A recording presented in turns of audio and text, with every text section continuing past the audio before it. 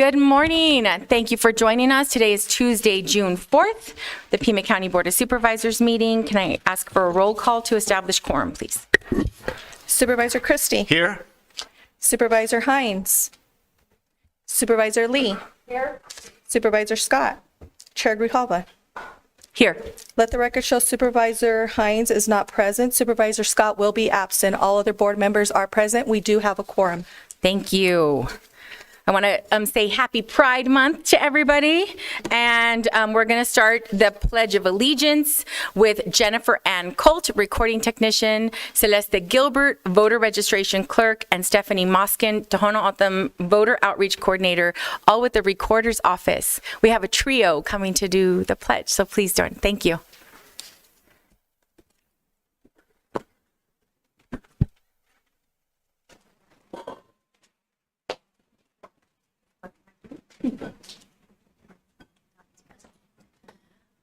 I pledge allegiance to the flag of the United States of America and to the republic for which it stands, one nation, under God, indivisible, with liberty and justice for all. Thank you so much, and thank you for coming in person, all of you. I know that it's a busy time. You're all ramping up for the election, so we appreciate you coming. Thank you so much. Thank you for having us.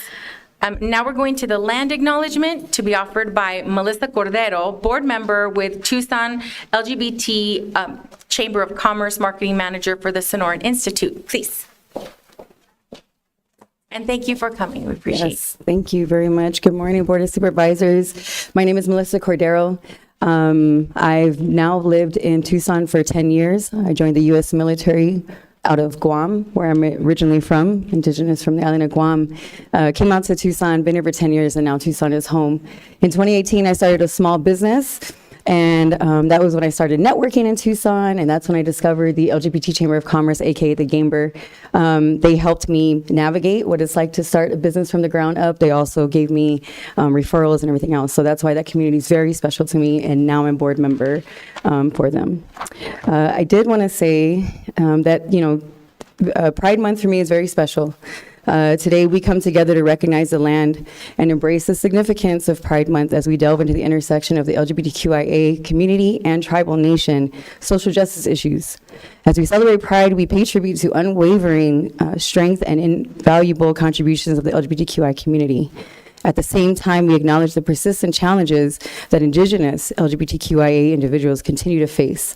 Let us unite in solidarity, advocating for inclusivity and equality for everyone. It is my honor to present the land acknowledgement.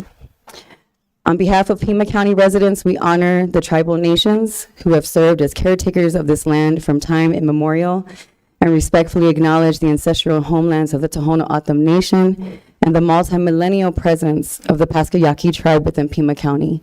Consistent with Pima County's commitment to diversity and inclusion, we strive toward building equal partner relationships with Arizona's tribal nations. Thank you, and thank you for being here. Appreciate it. Pause for pause.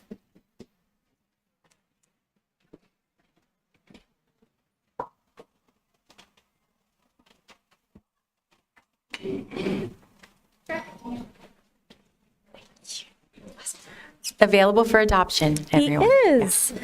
Hi, everyone. My name's Kaylee. I am the Public Information Officer at Pima Animal Care Center. I brought Oscar Meyer with me today. He is about a year old, probably a Shar-Pei mix. He, like most dogs, came to PAC recently as a stray. So about 2 months ago, he showed up. We don't have any tags on him. He didn't have a microchip at the time. So, of course, we don't have any way to get him back to his owner other than hoping that they know he's at PAC and will come to get him. So one thing that we're really hoping to get a lot done of this year is getting those tags on dogs. Same for microchips. Those two things together make it statistically more than 90% more likely that the pet will make it home if they're lost. So we are doing a lot right now to get those out there. We're having weekly microchip clinics along with free ID tags at the shelter every Wednesday from 11:30 to 1:30 so that Oscar and his friends can make it home. Of course, we also have lots of pets who are looking for homes. So if you're ready to adopt or foster, we have plenty of them. It is kitten season. So if you're looking for a kitten or you're ready to foster, we are seeing litters of them come in every day. So lots going on, always a lot of fun. So when you're ready to add a new best friend to your family, please come see us. Thank you. Thank you. Thank you. We have a few presentations and proclamations, and so the first one is a presentation of proclamation to Victoria Altamirano, Sam Chia, Citali Gonzalez, and Aaron Knopp of Pima County Health Department, proclaiming the day of Tuesday, June 4, 2024, to be National Safe Day in Pima County. I'll go ahead and move the item. Second. I have a motion and a second. All in favor say aye. Aye. Opposed? Item passes unanimously 3-0, and I'll meet you down here.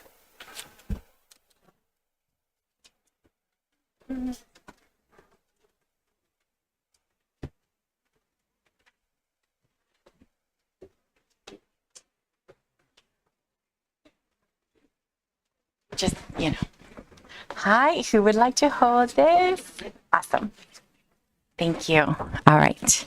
So, whereas every day more than 120 Americans are killed, more than 200 are wounded in gun violence, and 6 out of every 10 gun deaths are suicides, and on average there are more than 43,000 gun deaths per year, and whereas 1 in every 3 households in America owns a firearm, an estimated over 4.6 million children live in a household with at least one firearm that is loaded and unlocked, and whereas Arizona has more than 1,200 gun deaths every year, and our state has the 18th highest rate of gun deaths in the United States, and whereas in 2022 there were 569 firearm-related hospitalizations in Pima County, of which 58 were individuals 19 and younger, and whereas in 2022 there were 226 firearm-related deaths in Pima County, of which 18 were individuals 19 and younger, whereas protecting the public safety is a Board of Supervisors' highest responsibility, and whereas gun violence and prevention and secure firearm storage is more important than ever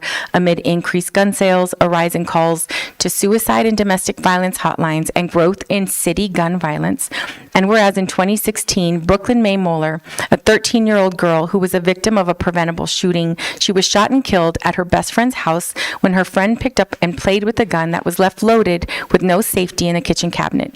National Safe Day was honored by Brooklyn May Moeller Foundation, and whereas this day stands to encourage responsible firearm ownership and emphasizes the importance of secure storage practices to prevent accidents and harm, and commemorates the many children who tragically lost their lives due to an unsafe firearm storage, and whereas anyone can join this campaign by being SAFE, safe.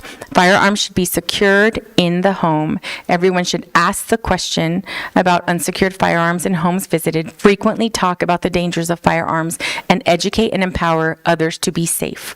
Now therefore be it resolved that the Pima County Board of Supervisors hereby proclaims Tuesday, June 4th, 2024 to be National Safe Day in Pima County, and encourages all citizens to support their community's efforts to prevent tragic effects of unsafe firearm storage and to honor and value human lives. Passed and adopted this 4th day of June 2024. Thank you. Would either of you, thank you. Would either of you like to speak? Yeah. Thank you. So good morning, everyone. My name is Citlali Gonzalez. I am the program coordinator for the Maternal Child Health Program. Our program would like to thank the board for accepting our proclamation. We would also like to thank our Pima County Health Department Director, Assistant Director, and also Senior Public Health Advisor. None of this would have been possible without their support and recognition for the work that we are doing. We would also like to thank the Pima County Attorney's Office for helping us with the distribution of gun locks throughout Pima County. I personally want to thank my team for helping me with the firearm safety program and for the work that they do every single day. We also appreciate our partners and thank all the community members who have aided us in keeping Pima County residents and children safe. And thank you and happy National Safe Day. Thank you. Anyone else?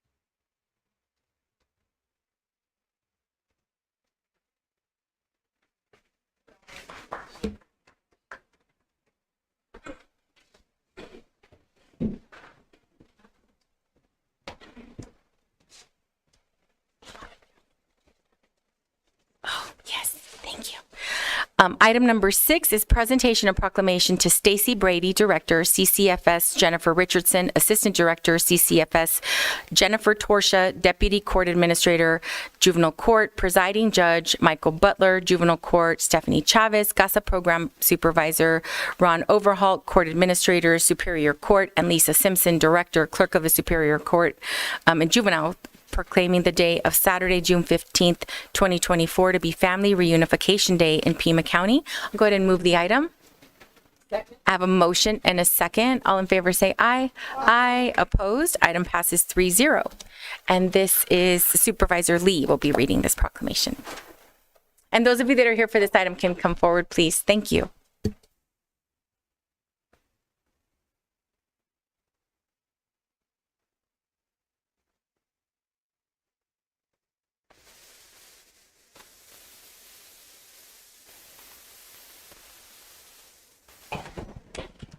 And I'll be passing the mic and having you introduce yourselves after I'm done.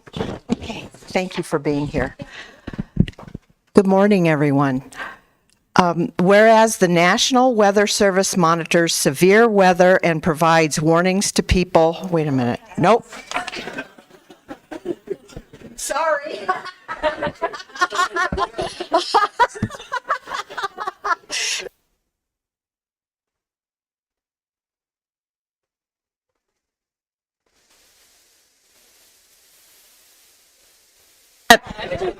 My fault, I can't read. I guess you don't want that one, do you? Sorry about that. Whereas all children need the care, love, security, and stability of family unity, including parents, siblings, grandparents, and other extended family members, to provide a solid foundation for personal growth, development, and maturity. And whereas whenever possible and without sacrificing child safety, keeping families together is an important goal for our communities and is the best option for a permanent, safe, and loving home for the many children. And whereas the reunification of families takes work, commitment, and investment of time and resources by parents, family members, social workers, tribes, foster parents, service providers, attorneys, courts, educators, and the community.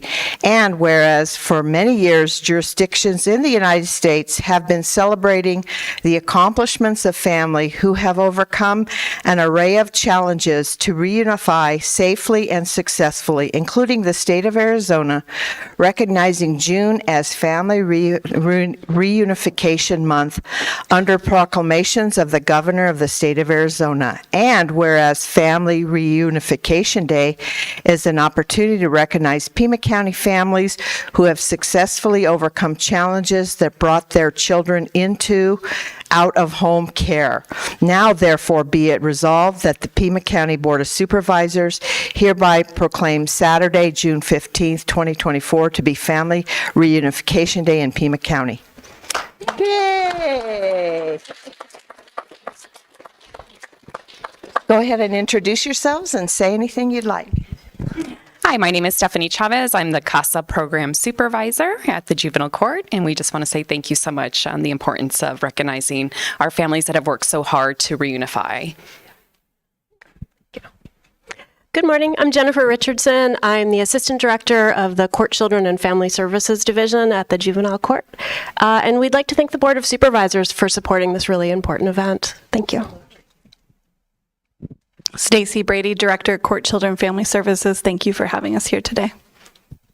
Jennifer Torsha, Deputy Court Administrator at Juvenile Court. And again, thank you and thanks to the board for recognizing this important day. Lisa Simpson, Juvenile Clerk of Court, and thank you. Good morning, Ron Overholt, the Superior Court Administrator. Thanks to the board and thanks, Ms. Lesher. And Mike Butler, I'm the presiding judge at Juvenile Court, and I'd like to thank everybody for having us here today and for giving us the proclamation. Thank you. Thank you. Shall we come for our photo?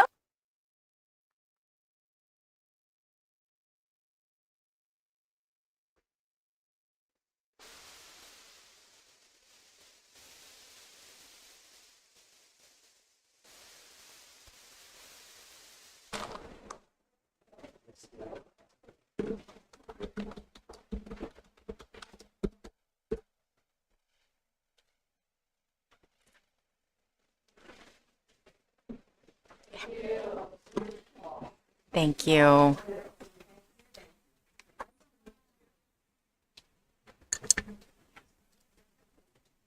Yeah, thank you. All right, and then item number 7 is a presentation of proclamation there is a list for Monsoon Safety Awareness Week. And so what we'll do is Supervisor Christie's going to read this proclamation and then have all of the individuals that are here go ahead and introduce themselves. So this is a proclamation proclaiming the week of June 9th through June 15th to be Monsoon Safety Awareness Week. I'll go ahead and move the item. Second. I have a motion, a second by Supervisor Christie. All those in favor say aye. Aye. Opposed? Item passes unanimously. Thank you. Anyone here for this item? Please come on up. Thank you. It's just really long. See?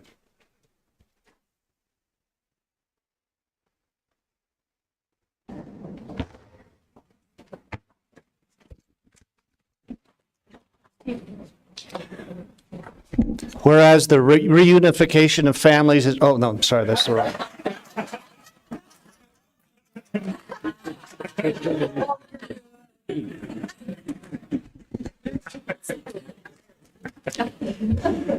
Well, it's getting to that time, and it's timely, obviously, that we give this proclamation to remind the community of what is hopefully going to be a good monsoon season, but we need it to be a safe monsoon season.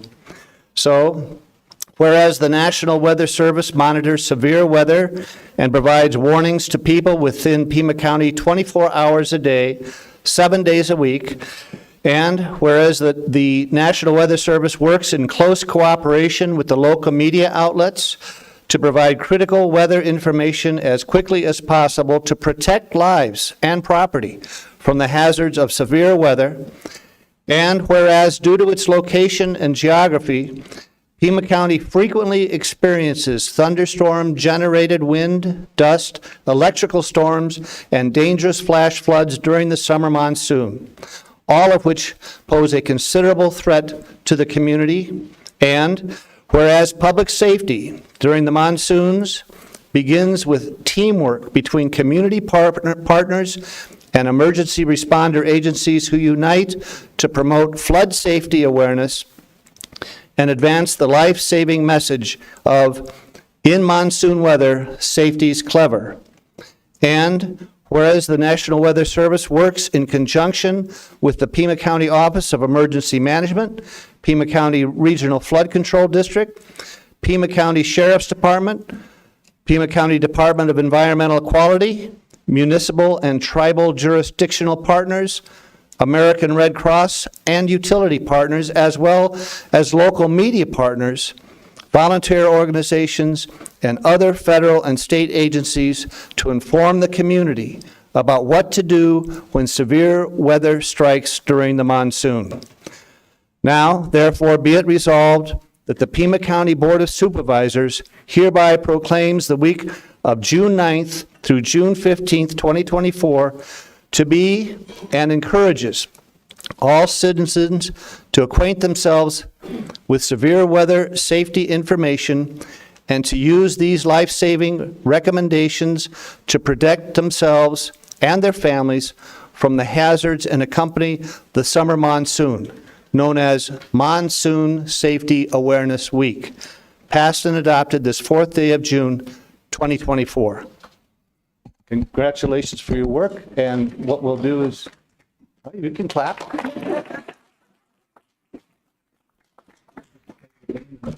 Good morning, Courtney Sloniker with the American Red Cross. Thank you so much.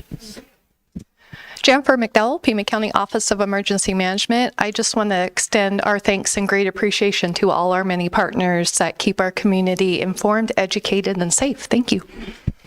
Thanks. My name is Tom Dang. I'm a meteorologist with the National Weather Service here in Tucson. And I'll mention very briefly that I really want to thank our Pima County partners in collaboration about, talking about monsoon awareness. As you all are aware, monsoon begins on June 15th, so it's literally right around the corner. And I think we only have to look back to last year to realize just how devastating a monsoon can be. We had one of our deadliest and most impactful monsoons ever, really, in history, just just last year when you account for the heat and the 2 microbursts that we saw. I think over 100,000 people lost power last year. So monsoon impacts and weather can be really, really dangerous, and it only takes a storm or two to really hurt our community in a really impactful way. So these sorts of collaborations and this community partnership, I think, is really important. And so thank you all for approving this partnership. I also mentioned that the monsoon outlook for this summer is leaning toward warmer and drier conditions. So like I mentioned before, it only takes one storm to really impact us. And it's important for us all to kind of work together to make sure that we get ourselves through this season. Thank you. And I just wanted to introduce myself. I'm Chelsea Peters, the warning coordination meteorologist at the National Weather Service in Tucson. Just to echo everything that both my partners here had to say. Also, as Tom mentioned, heat is a silent killer. So he, even given the outlook, it's going to be a hot one, right? Like it normally is, but don't underestimate those heat impacts. So just be weather aware. Even if we don't see a lot of thunderstorms, it only takes one, and there's always going to be heat. So be prepared for the summer. You guys decided to introduce yourselves. Hello, my name is Kyle Eskew, also from WFO Tucson. So nothing to add on top of these two, but yeah, let's make it a safe monsoon season. Hello, Kima Larkey, meteorologist with the Weather Office in Tucson, and just want to introduce myself. Hello all, I'm Camille Hall, Community Engagement Manager with Pima County's Regional Flood Control District. I don't have anything to add, but please stay safe this monsoon. Good morning, I'm Greg Sachs, an Environmental Planning Manager with the Pima County Regional Flood Control District and a FEMA Community Rating System Coordinator. I want to thank the public and the board for their continued support of our public safety partnerships, without which would not occur. We're considered a gold standard in the country, and our residents receive a 40% discount on their flood insurance because of these activities. So I want to thank you for your support. Very good.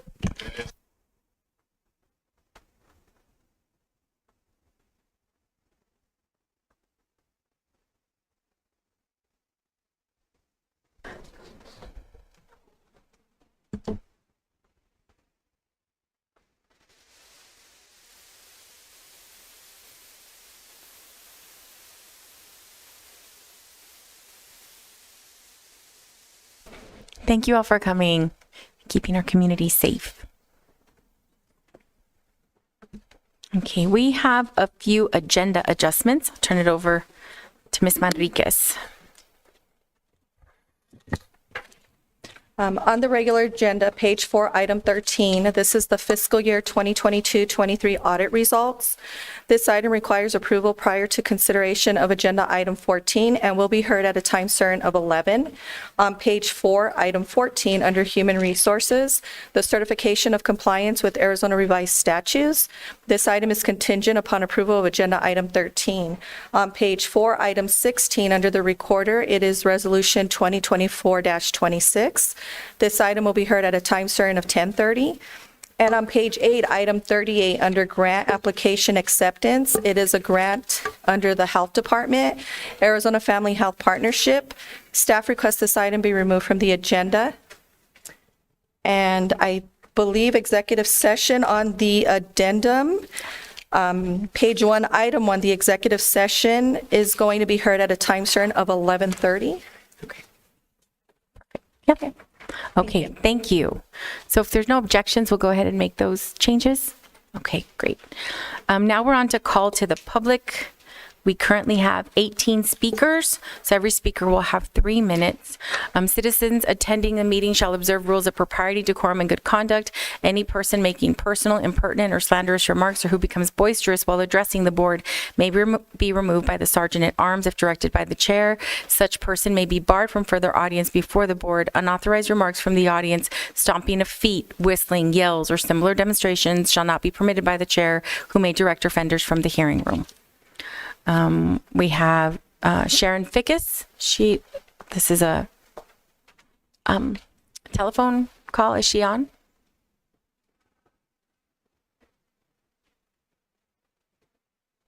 Sharon?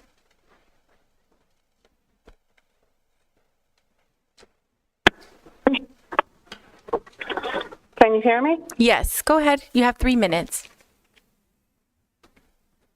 Thank you. I'm Sharon Fickus, legal resident of Pima County. I wanted to speak about agenda item 26, the truck builders providing mobile medical vehicle, $313,582, funded through the Grant Management Information Department. It appears Pima County proposes to participate in a mobile clinical service with immunizations and vaccinations. Of course, this is to benefit the underserved and underrepresented rural and urban Pima County. Do you mean underserved and underrepresented because your data shows that you miss jabbing and vaccinating some of the Pima County population? Somehow they escape the ramifications of side effects of vaccinations during earlier experimental mRNA shots linked to cardiac, neurological, and reproductive damage and possible turbo cancers. But now you will again offer it, of course, for the benefit as determined by Pima County. Dr. Cullen hinted at the mobility units as mentioned in the 5224 memo, where Pima County Health Department mobile unit will provide TUSD and Sunnyside with nurses providing testing and contraception student services to students. Yes, you are working with Arizona partners across the state, providing sexual and reproductive health care, including abortion services. Why is Pima County acting like you know better than for everyone, including minors, without parental oversight? Your actions are above and beyond the past Pima County mandates, as you apparently will be participating according to ARS 36-787. That grants our governor powers to force vaccinate and force quarantine anyone deemed to be exposed by whatever, in the event the governor declares a health emergency. You and your mobile unit will be ready to jump into action. Vote no. We do not need Pima County trolling through neighborhoods looking for unsuspecting guinea pigs. November election change cannot happen soon enough. Thanks for listening. Lori Moore, please, we'd like to make sure everyone has their time. Lori Moore? And then after Lori, David Sarando and Lori Cantillo.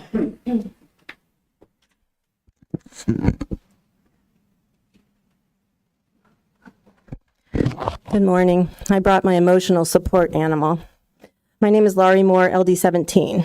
Listening to the radio this week, I heard the high school graduation rates for Pima County were between 80 and 88%. While graduation rates were at an all-time high, proficiency was at an all-time low, 2%. That sounds more like it. Our poor kids. There's a lot of blame to go around. Foremost, of course, is that UDEM shutting down public school for 2 years. But excessive use of computers and the internet in school place a close second. The internet has kept students illiterate and ignorant but happy. Technology is the best K-12 babysitter ever. Students who like the instant answers that computers provide have realized they are not the brightest bulbs when it comes to using their own brains. But wait, that's not the kids' fault. Teachers and school boards have created this monster. Low proficiency scores mean more federal money for remedial classes. They in turn do not work because remedial classes also use the internet. Our tax dollars and technology keep dumbing down our kids. No paper pencil work, no homework, no studying, no tests, groupthink, and social promotions. The system is rigged against our kids to keep more money pouring in at their expense. Kids have been spoon-fed with access to technology all their lives.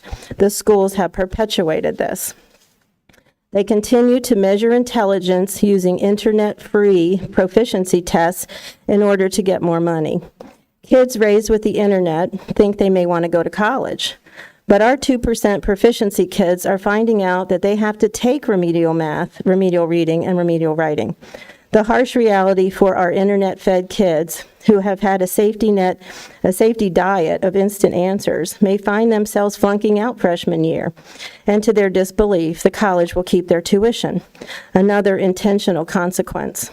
For the remaining college-bound, choose wisely. You will have huge student loans for a degree that you may have no use for. But wait, all is not lost. Joe Biden will offer to unconstitutionally pay your student loan debt since you are unskilled and unemployed.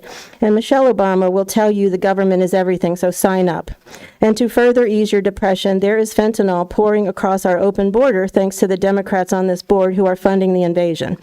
Our kids are intentional victims of failing public schools and failed public policy. Never again vote for a Democrat. Thank you. We now have 20 speakers, so every speaker will have 2 minutes.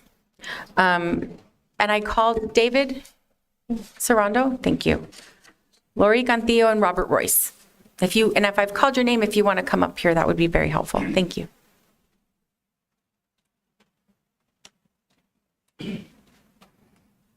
Hello. Good morning.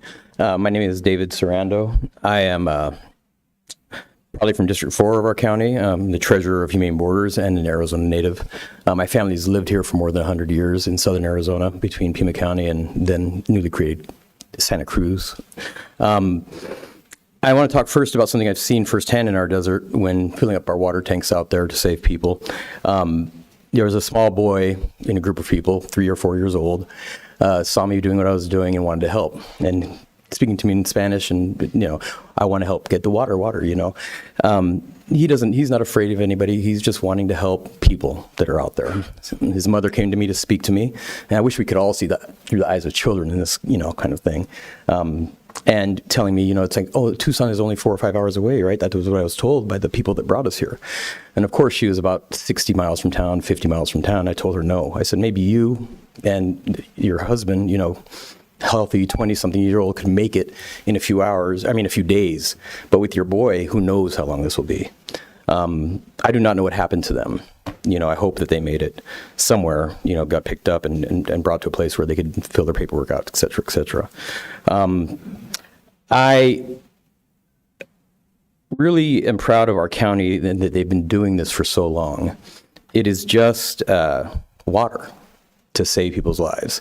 My family's been here for more than 100 years, and we've all been taught from a young age, you never turn down somebody who's dying of thirst in the desert. My family has ranchers, farmers, people who live in the city. If somebody comes to you for water, you give it. We live in a desert. This is an ancient, ancient thing in all the deserts of the world, and especially here. I'm also Native American. I find it disgusting that people would destroy water in the desert. And we have people that intimidate and vandalize and destroy this. And maybe one day it's going to save their family or their friend. Again, I would just say thank you, and thank you. I'm proud to be part of a county that has compassion instead of hate and fear. Thank you. Lori Cantillo. Good morning. I'm Lori Cantillo. I'm the board chair for Humane Borders. I appreciate the opportunity to speak to you today. Each year, about 200 migrant travelers, these are men, women, and children, take their last breath in the Sonoran Desert, right in our own backyard. More than 4,200 have perished since our record keeping began. When I first heard this, I was stunned. Why aren't more people talking about this? Each individual is someone's mother, father, sister, brother, son, or daughter. Many are fleeing violence and poverty back home. Today, about 70% of those crossing are families, many with babies and small children. Whatever one's politics or your country of origin, we all need water to survive. And it's not okay that fellow human beings are dying a horrible death because of lack of water. And that's where Humane Borders comes in. We were founded in the year 2000, and since then we have enjoyed the compassionate support from the Pima County Board, and we very much appreciate that. So whatever your view on politics of the border, it's wrong to let people suffer and die out there. Let a person's fate be determined by the courts, not by dying of thirst. Please help us take death out of the immigration equation. And thank you for your continued support. Thank you. Robert Royce, followed by Steve Johnson, Corey Stevens, and Marcelino Flores.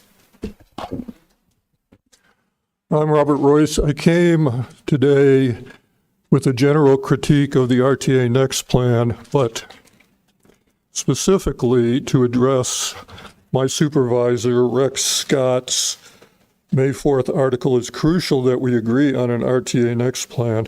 Since Supervisor Scott is not here today, I will can my presentation for later. Thank you. Thank you. Steve Johnson. Good morning. This is the first time I've been to one of these meetings.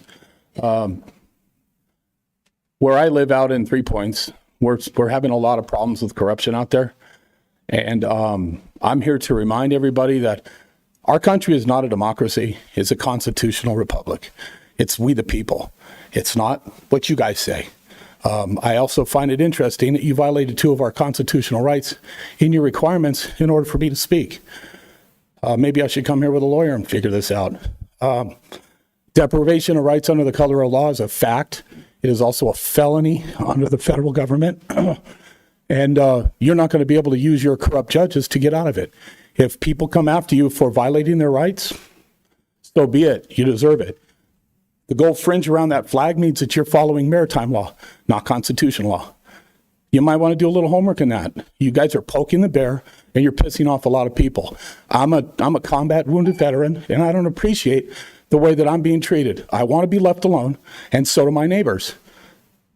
Next thing is trespassing and then we'll go after people's implied immunity. If that's what we got to do, we just want to be left alone. So thank you. Thank you. Corey Stevens.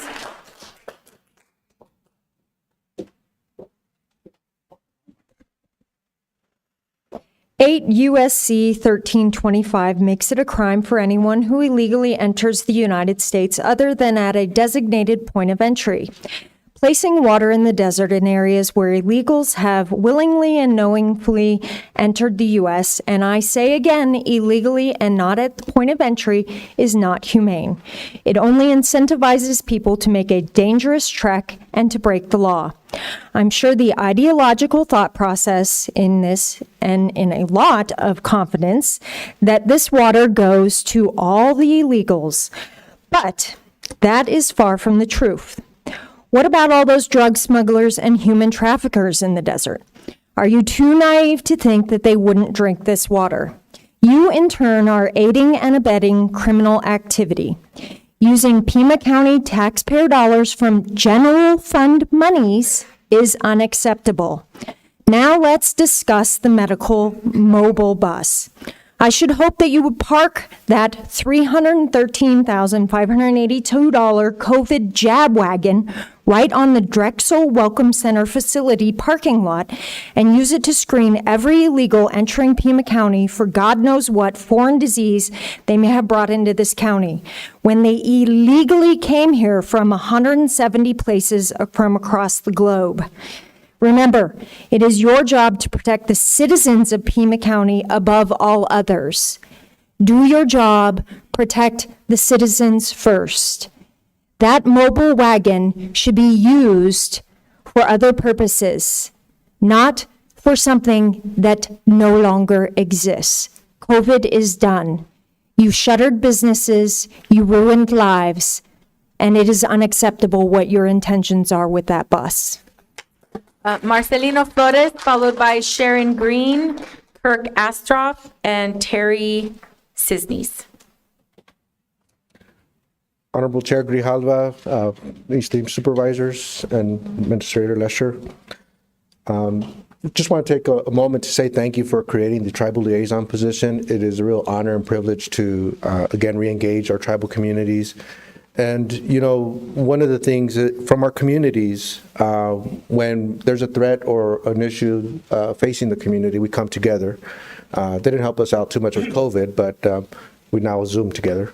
But, you know, we come together respectfully and engage in democratic deliberations to find a solution that works for everyone. And once we've designed our plans, we put our plans forward, everyone takes their part and implements the plan. And if we have to make adjustments, we come together again. So we appreciate and understand the urgency of the actions from the city and the county regarding the extreme heat policy. We were asking, however, that the protections extend to all workers. And so we hope that this will be just the beginning point of some conversations around heat safety, and we really support that all workers be included, sites, indoor and outdoors be considered. We also need anti-retaliation policies and provisions, And we also finally asked that there be an advisory committee led by maybe Fatima Luna of the city of Tucson and Dr. Teresa Cullen, because climate and safety are of tantamount, concern. You should have received a joint letter from 905, Ask Me 905, the city of Tucson, and myself as president of 449. And again, we hope that AFSCME will be part of these conversations, especially as 449, we have Pima Community College, TUSD, blue collar workers, and of course El Rio, who have an interest in preserving an already strained system. Thank you. Sharon Green? Good morning. This is an executive summary from Steve Kirsch. The 8% rate of serious side effects from the COVID vaccines can be used to estimate mortality caused by the same vaccines, since death is a very serious side effect. For the 270 million Americans who have been vaccinated, we have 21 million seriously injured and 1.1 million to 21,000 dead. Kirsch says, we finally know the rate of serious adverse events from the COVID vaccine, 8%. The CDC does not dispute that number. The ICANN dashboard on the BSafe data from CDC shows an 8% rate of serious injury. That's 21 million Americans seriously injured. This so-called COVID vaccine is a bioweapon which neither prevents infection from COVID nor prevents transmission to another. The CDC admitted this in August 2022. Those who have analyzed the disabilities and damage caused by these shots are calling for these weapons of mass destruction to be discontinued. And yet our federal government is still pushing these dangerous shots, as is this county board of supervisors. The CDC lied. The COVID injections were neither safe nor effective. To consider using a bus to deliver these ineffective shots to the citizens of Pima County is a travesty, an evil beyond belief, and another waste of taxpayers' money. To consider such an idea will cause even more disability and death. The only wise decision on this issue is to ban all COVID shots from further use. You are accountable for the decisions you make. I pray you value the lives of our citizens enough to not implement any plans to distribute any more of these deadly shots. My own nephew has spent 3 years in his dark bedroom because of neurological damage from the second Pfizer shot. May God give you wisdom to use sound judgment and help our people. Kirk Ostroff? Good morning. Norberto Torres Zayas was 36 years old from Oaxaca, Mexico. He had survived La Bestia, unscrupulous coyotes, the cartels, and the federales, but he couldn't survive the deserts of Arizona. He died on August 8th, 2009, less than 100 feet from one of our Humane Borders water stations that had been vandalized and was empty. Who was Norberto? Was he returning to his family in Indiana and his 3 children? Was he a sous chef in Portland, Oregon, making 5-star Mexican food at a restaurant? We'll never know, because we'll never know his story like the many others who have died out in the desert, dehydrated and hypothermic. Water is a human right. No one deserves to die in our Arizona deserts from the simple lack of water. For the past 9 years, I've been a volunteer with Humane Borders. I also have volunteered at Casalitas with the Florence Project, and I've walked the Migrant Trail. Maybe these people should find a way to enter the country legally, but they don't. And their decision to flee violence and extortion should not be a death sentence in Arizona. Yet Arizona has become a land of open graves. More than 4,000 people have perished in our deserts, and those are just the ones we know about. Their deaths are gruesome, but even more gruesome is their dismemberment by scavengers, maggots, and vultures that go to work on their carcasses. A human body is deskeletonized in less than 24 hours by 8 vultures. Your support of Humane Borders is a huge difference in the lives of many people and reduces the workload for the Pima County Medical Examiner's Office. Please vote yes to continue this contract that we've had with you for 24 years. And if we are to deport migrants, let's let them live so their stories can be told, not so that they're deported in coffins. Terry? I'm sorry, what's your last name? Chickus. Oh, thank you. And then, just a second, please. After Terry, Sandra Tracy, Sarah Price, and Doyle Taraba. Stalking classification. A person commits stalking if the person intentionally or knowingly engages in the course of conduct that is directed towards another person, and if that conduct causes the victim to suffer emotional distress or reasonable fear that either their victim's property or anything they own will be damaged. Emotional distress means significant mental suffering or distress that may but not have to require medical or other professional treatment or counseling. You've already heard one of my neighbors here already spoke up. He's tired of being harassed. We're here again. We'll be here every 2 weeks. And if not, I'll be camping in front of your house. I guarantee it. My back's messed up. I'll sleep on the concrete in front of your house. It doesn't matter. You're going to stop harassing people and pushing them off their own land. They bought it with their own money. They have a right to live on it. You don't have a right to charge $8,500 impact fee, which is, that's, by the time I pay your impact fee and my permit fee, that's my entire year's income. What do I live on? Are you going to feed me? You going to come to my house and hook me up? Instead of the Diamond Bell rich people that used to work for the county that are now harassing us? Seems you stick up more for your friends and your buddies than the people. The good old boy system needs to go away. We need real people in offices around here that are going to be there for the people. Because I ain't seen none of you out in 3 Points. You're my area supervisor, which you're more than welcome to come over and talk to us anytime. We have meetings every Sunday. There's no reason not to. We're having a problem. Nobody's taking care of it. So we, the people, will take care of it. You might not like the outcome, how it's going to come down. Because it's going to end with your job's gone. Somebody else will replace you that will do the job correctly. That's our right to vote somebody in that does the job correctly. You don't have a right to harass us. You don't have a right to make laws to keep us from living. Thank you. Or to tell us what we can do. Sandra Tracy. Good morning. I also live in the Diamond Bell Ranch area. I'm here actually to discuss the limitation of the zoning requirements. There is a very large, upwards of 800 empty vacant lots that are under a restrictive CR1 zoning. None of these lots have utilities available to them. There's no power, there's no water. We all live off-grid. But according to the CR1 zoning, we're not allowed to have anything in our yards. Therefore, we can't have water tanks and generators and pumps and all of the other necessary equipment we need just to survive on our own land. There is an ordinance in the county that is also part of Arizona revised statutes. I apologize, I forgot my notes to give you the numbers. But when this was rezoned, area was rezoned in 1970, it was meant to be a planned community. This did not happen. It was never completed. The ordinances and the state laws give a 5-year limit on these rezonings. It has been 54 years and it is still in this restrictive zonings. These lots run between $4,000 and $10,000 each. It's impeding affordable housing for many, many people in this county.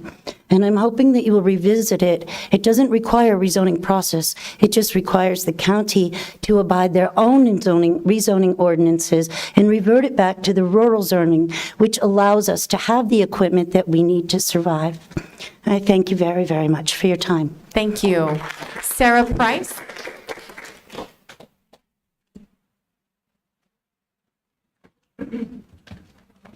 Yes, good morning. My name is Sarah Price. I'm a resident and legal voter of Pima County. I come here today to just say what's on my mind and how I feel. I don't have it written down, but I'm just going to speak from the heart. I'm against the water initiative for the illegals on the trails. I'm against it because it's encouraging illegal aliens and illegal cartel and other people to come into our country. they're going to have nothing but more trouble when they're in this country. It's going to get harder and harder for them. They need to stay home. They need to realize that we're not going to give them everything, including water. And I know water's a right. I don't know about that. But I know water's important to everyone. But, they're putting themselves in that position. It's like a bank robber. Go rob a bank. We'll put gas tanks along the way for you to get out of here after you rob the bank. Anyway, I'm just opposed to anything right now that helps illegal aliens, and they're going to have a harder and harder time as this year goes on. I am humane. I would probably want to give water to them too, but we can't. We have to stop somewhere, and this is where I want to stop. Vote no. Thank you. Doyle Taraba, followed by Joel Tiger, Barbara Johnson, and Dave Smith. Good morning. My name's Doyle Taraba, and there's only one person on this board that deserves any recognition. That's Mr. Christie. The rest of you have violated your oath of office. That's what this gold fringe is on this flag. You're under maritime law, and you have violated your oath of office. And in my book, that's treason. And what do you do from there? You should be facing a firing squad. Yeah, I'll get a good expression on your face there, because I'm exactly right. You know it. The other gentleman behind that mentioned the flag, he is absolutely 150% correct. You all need to stand up, take recognition for this. As far as the illegals go, there are legal ways of doing this. They should not be coming across our southern border. And that's not all. That's just a smokescreen for the northern border. It's far worse there. Y'all need to slam these borders shut and slam them shut today. I've already said that.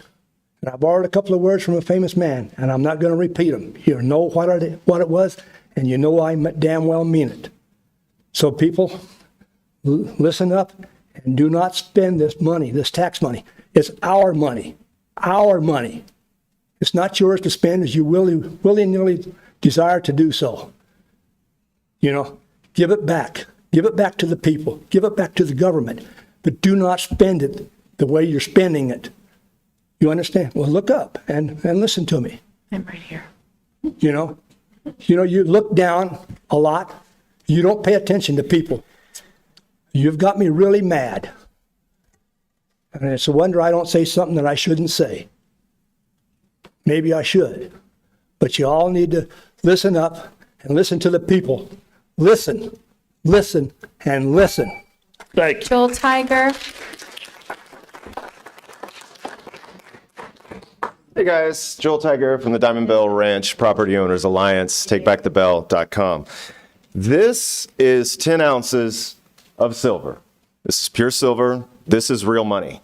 The paper that we carry in our wallets used to be backed up by this. You used to be able to go into a bank and trade in your paper money for actual real metal.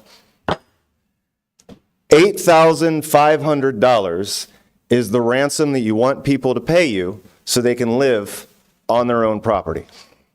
That would be 17.5 pounds of silver. It would be 28 of these bars.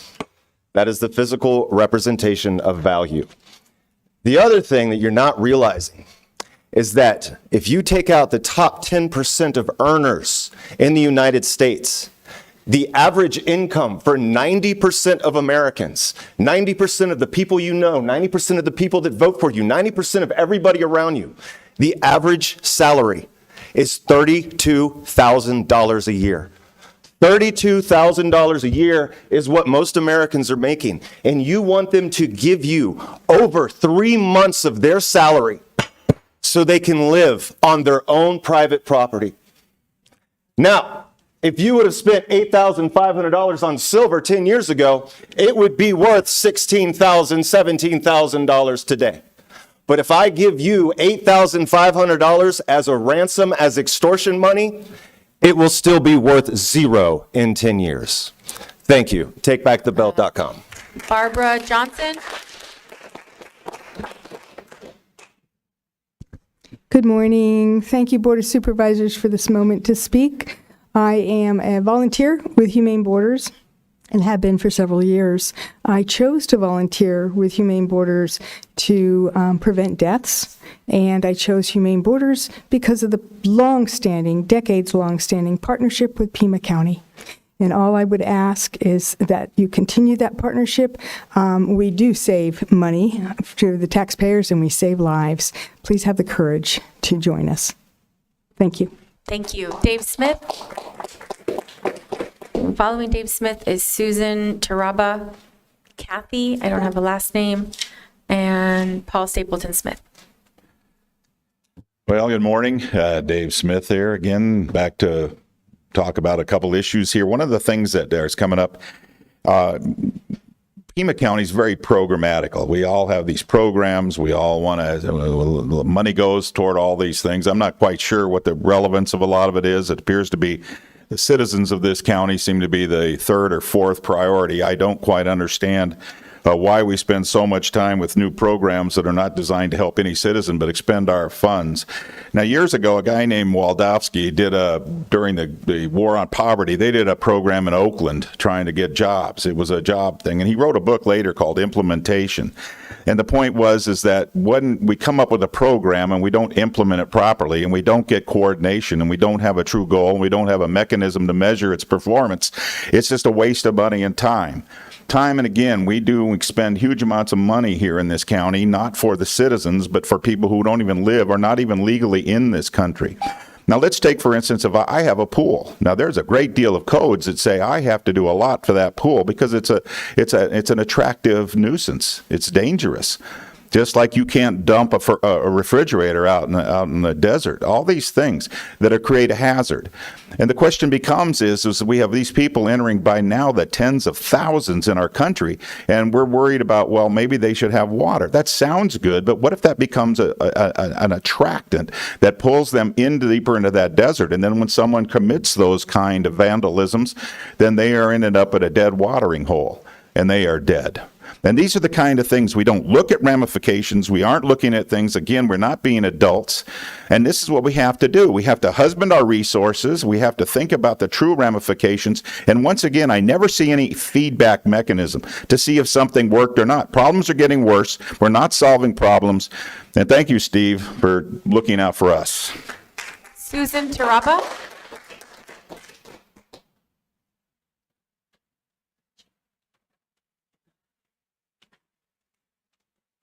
Good morning, Board. My name is Susan Taraba. I come from the Picture Rocks area. I have a little statement here I want to read from Sharon Green. In May of, well, glasses would help. Okay.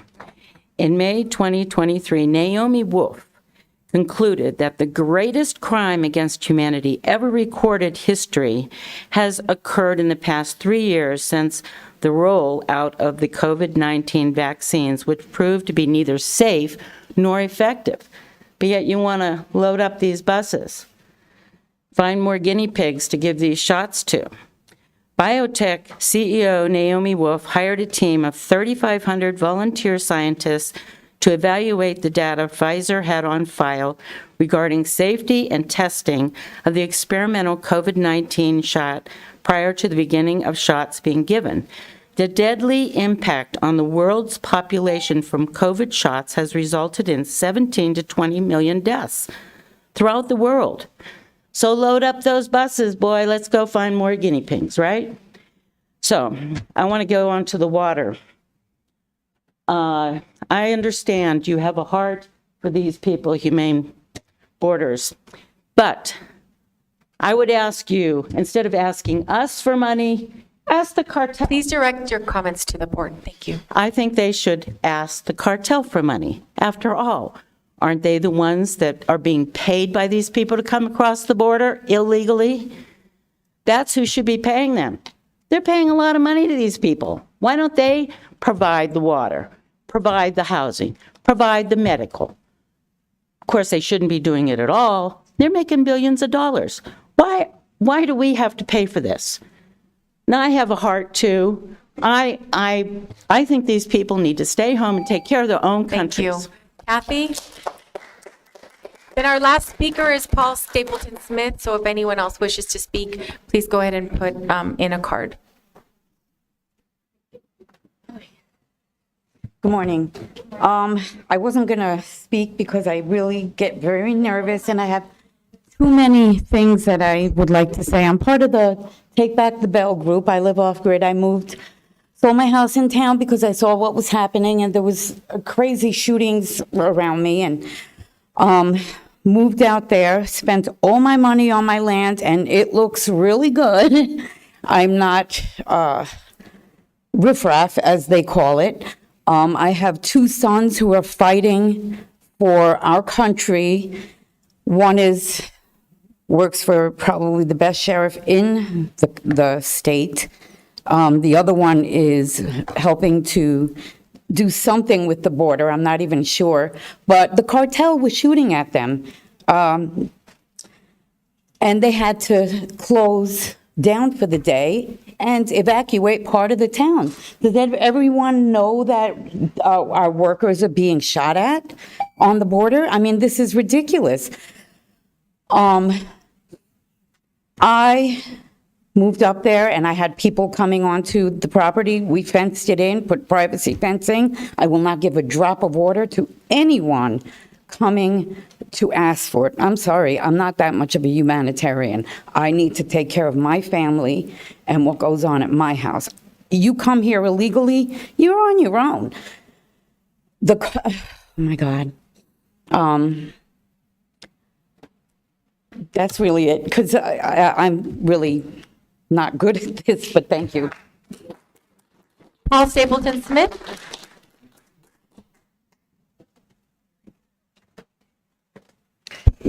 Madam Chair and Supervisors and Administrator Lesher, I'm in front of you again today to thank you once again for all of the collaboration, all of the invitations to work closely with the county agencies in developing the heat protection ordinance and the programs and the policies that will continue to be developed as we go along. And I urge you, as Brother Marcelino Flores suggested earlier, that this ordinance have protection for all workers. Carve-outs for workers make a distinction that is not what we aspire to ever, right?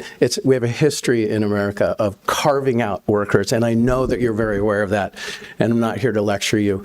We're also very, very concerned about ongoing retaliation, anti-retaliation measures, that there actually be protection for folks who have legitimate safety complaints, that they don't suffer retaliation. And lastly, we pledge to you, I'm here on behalf, if I may, of my union, IATSE 336, and Jobs with Justice Health and Safety Committee.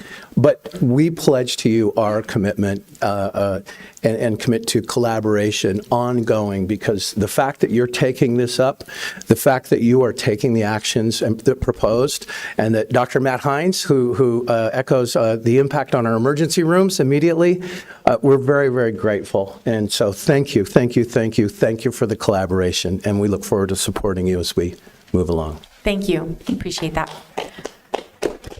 Director Hella? Yes. For the record, Supervisor Hines has joined today's meeting. Thank you. So we're going to go ahead and close the call to the public and ask my colleagues if they wish to respond to a criticism, ask staff to review a matter, or ask that a matter be put on a future agenda. Yeah.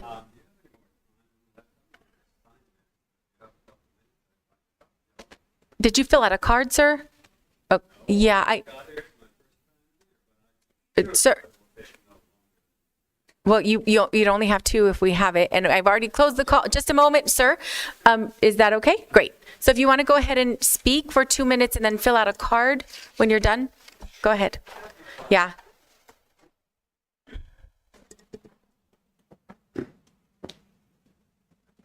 Good morning. My name is Robert Roback. That's the first time here, and I'm happy to be here and happy to notice that everyone's looking at me almost because I'm a really interesting guy.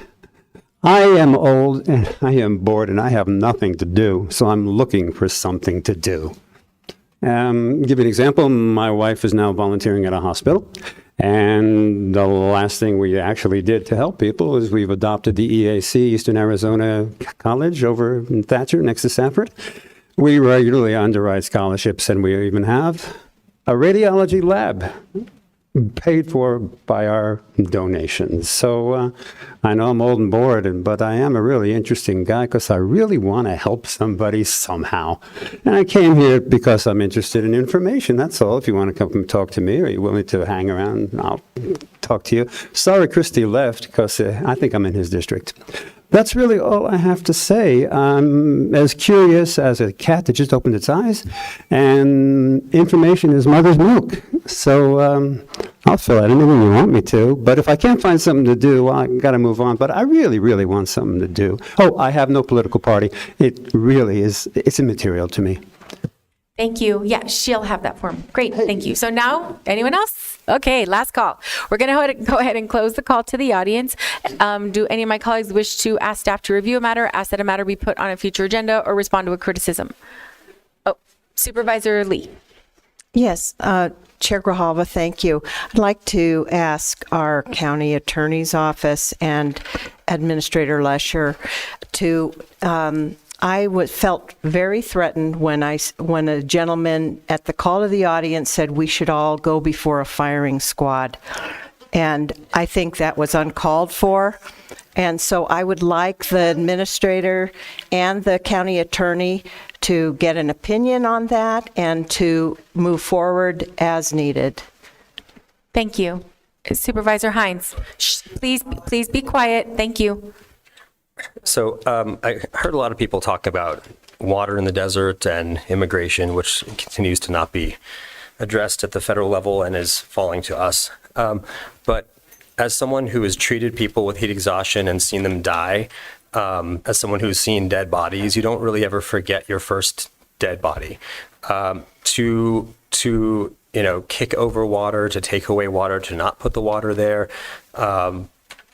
that's just not what I'm about. I don't think that's what most people in here are about, actually. And to, guess who finds that mother and baby dead? It's a Border Patrol agent sometimes. Doing that to people is, you never, ever forget that. If you ask anybody who's been in combat, same kind of thing, different circumstance. You never forget finding a desiccated, dried up set of children and a couple of parents trying to get away from something that they thought could kill them, right? Wherever they're coming from.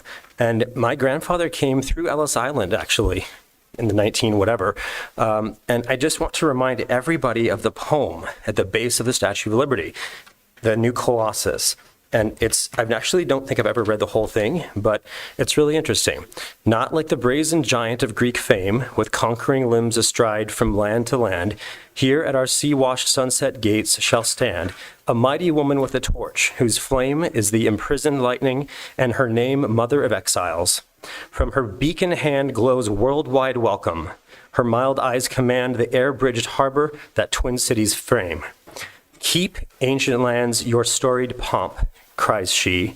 With silent lips, give me your tired, your poor, your huddled masses yearning to breathe free. The wretched refuse of your teeming shore, send these, the homeless, tempest-tossed, to me. I lift my lamp beside the golden door. And obviously that can't be federal policy exactly, but just to give you a little context, that's been there for decades and decades and decades. And I just think we need to sort of reset things and recognize our own humanity and compassion and think about denying water to people that are trying to escape with their children from a place that could kill them. Thank you. Thank you. I will say that I would like to ask everyone to remember when you're here, we might have many differences in opinion, but I do firmly believe, and I think we all do, of this system that we've created here where it allows the public to come and speak to the board, and we sit here and listen, ask for feedback when we need to, put items on the agenda when we need to, and I don't want any of us to feel threatened.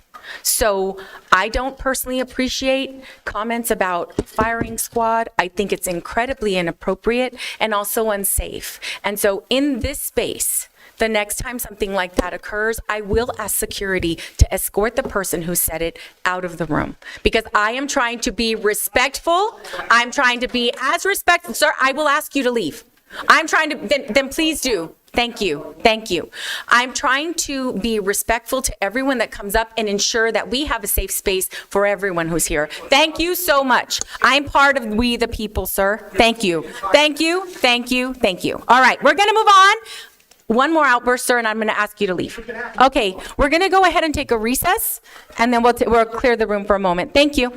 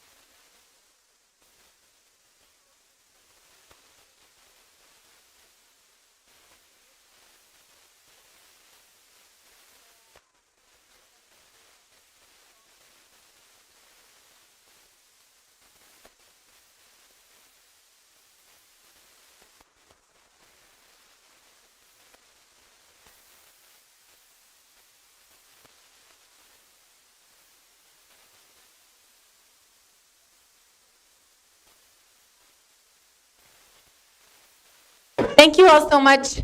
We're going to go ahead and get started. And since we had some people here for Humane Borders, if we can go ahead and just go to that item, we can address that. What item? Oh, it's item number 19 on the agenda, and it's Humane Borders to provide water distribution services in remote areas of Pima County, extend contract term, and it's a contract amount of $30,000, and I will move the item. Second. Have a motion, a second by Supervisor Hines. Discussion? All in favor say aye. Aye. Opposed? Opposed. Item passes 3-1 with Supervisor Christie voting no. Okay, and then we do have a time certain item of 10:30, and that is, okay, here we are. Item number 16 under the recorder. This is the 2024 primary election, early ballot drop-off sites and emergency voting.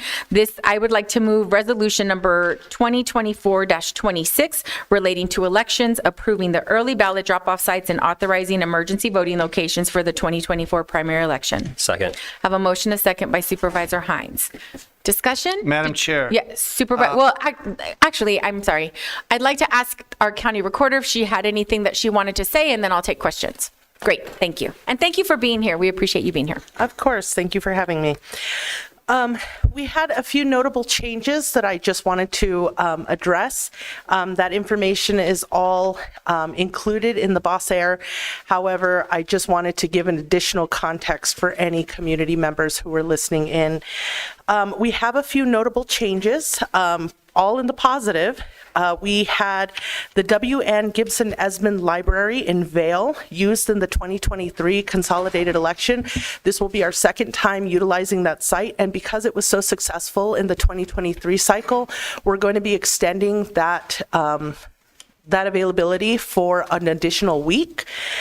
So we will actually have 2 locations in the Vail and Sahuarita area. The second will also be La Villita Community Center in Sahuarita, and it will also be open for 2 weeks. The Doonesbury River Library on River Road, we will be hosting for the first time, and the Valencia Library on Valencia Road will be hosting us mostly because the Richard Elias Mission Library is currently under construction. We have within the packet a very detailed document that lists the days and times. It is important to note the dates and the times of closure. There have been some legislative changes that have required us to be very meaningful about the hours that we're open. And if you'll note, our emergency voting hours will be 9 to 3, except for on just one day of 7/29, which is a Monday. They will be open from 8 to 5 p.m. And I think those are the majority of the changes. We will have a total of 18 locations. 17 of them are full early voting sites that will be operating the 27 to 6 days before the election, within that time frame. And then we have one location, the Recorder's East Side office, which will be a ballot drop-off location only during the duration of that early voting site and on election day. Thank you so much. Supervisor Christie, do you have a question? Yes, thank you, Madam Chair. Madam Recorder, you noticed, you made a statement of notable changes. Will you be allowing observers this time? And if not, why not?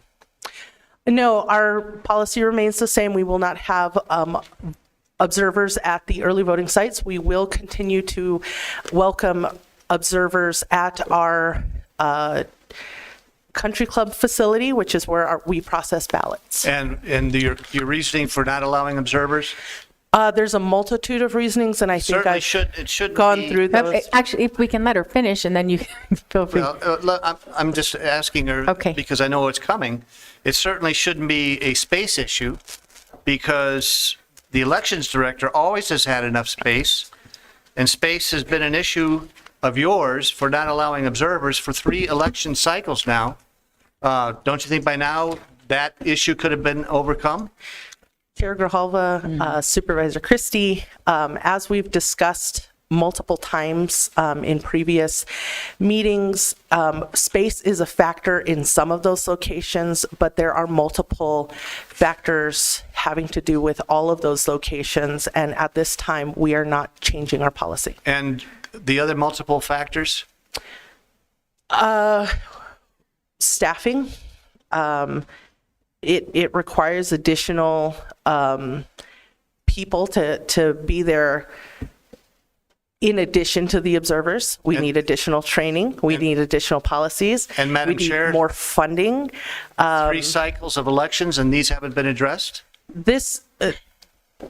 There has been a consistent effort for us to continue to welcome people to the ballot processing facility, to show them how we process ballot affidavits.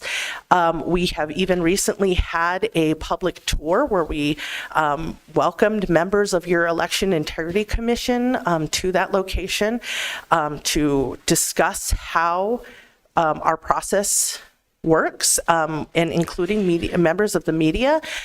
We have continuously put out information about the process that we do.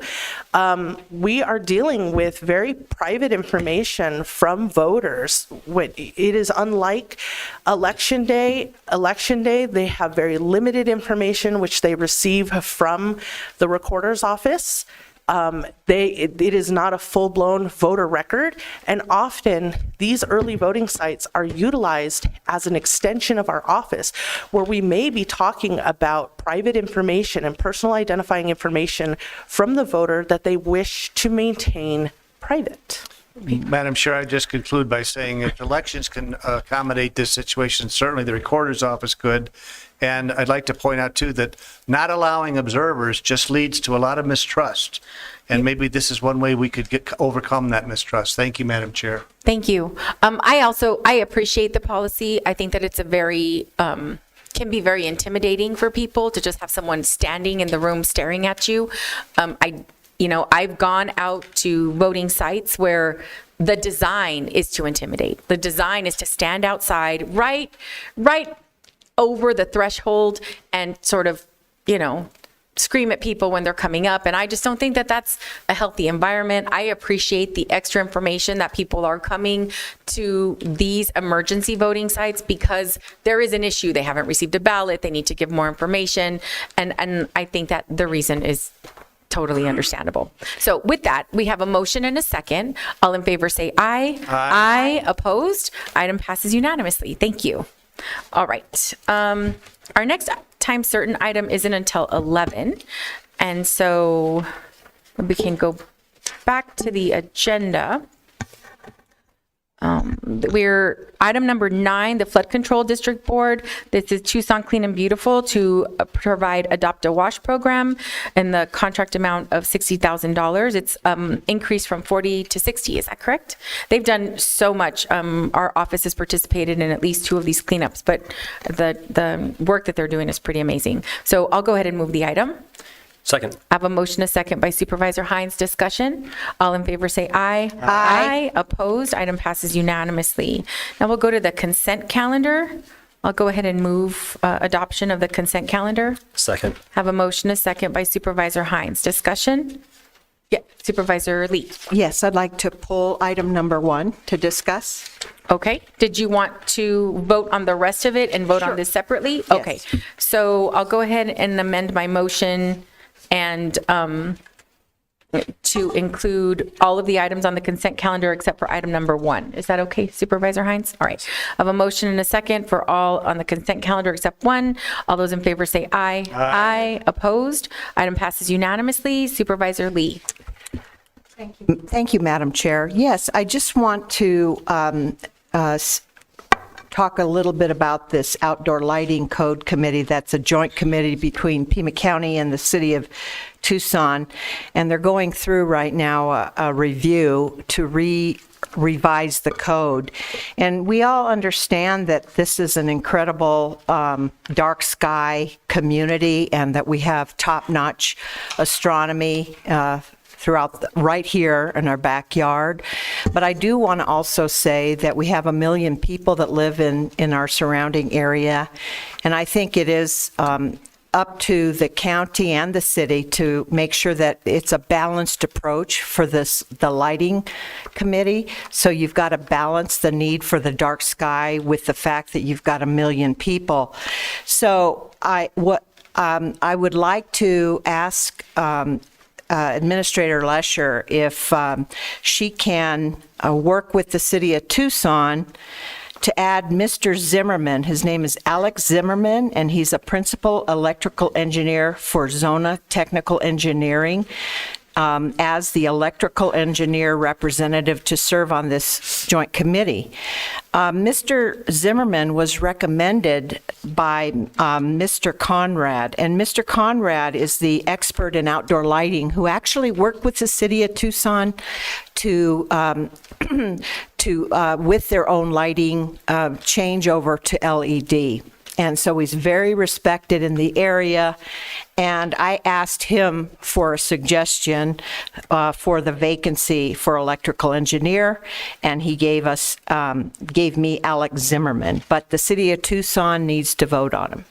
The other thing I want to mention, I was listening to AZPM yesterday, and they talked about that Tucson is ranked the 3rd most dangerous of the metro areas that are the largest in 100 metro areas in the U.S. for pedestrian fatalities. Number 1 was Memphis, 2 is Albuquerque, 3 is Tucson. And so this is just another reminder about us being mindful of the need to balance the dark skies, because in what I have been told in the new code, it is something, such a large percentage, even darker than it is now. And this darkness is really what I think adds to our problems with pedestrian fatalities. So thank you very much, Madam Chair. Thank you. And so you're just asking the county administrator but we're going to go ahead and We're going to vote. Yeah. So did you want to go ahead and move item 1? Yes, I'd like to move item 1. And I'll second. I have a motion and a second. All in favor say aye. Aye. Opposed? Item passes unanimously. Item number 11 is the Board of Supervisors representatives on our updates on boards, committees, commissions, and any other municipalities. Colleagues, do you have any updates? Right, I do. For the Board of Health, Dr. Horowitz has served as chair for 31 years on the Board of Health, and he has stepped down. And so he served from May 1993 to May 2024. We have a little slide there where I'm sure we're going to do more to thank Dr. Horowitz for his service. 31 years is significant. And I do want to thank Dr. Charles Jeffreyon, who's serving as interim. We basically had a lot of presentations around vaping, tobacco, heat. Those were the big topics for the Board of Health. Any other comments? Okay, thank you. So now we're on to item 12, extreme heat. This is an item where we're going to discuss direction, action regarding the response and mitigation of extreme heat to ensure the health and safety of all Pima County employees, contractors, and vendors, and the development of communications campaign to the general public to include involvement from those impacted by any Pima County action. County Administrator Lesher. Thank you, Chair Grijalva, and I'll do a quick overview, then turn this over to Dr.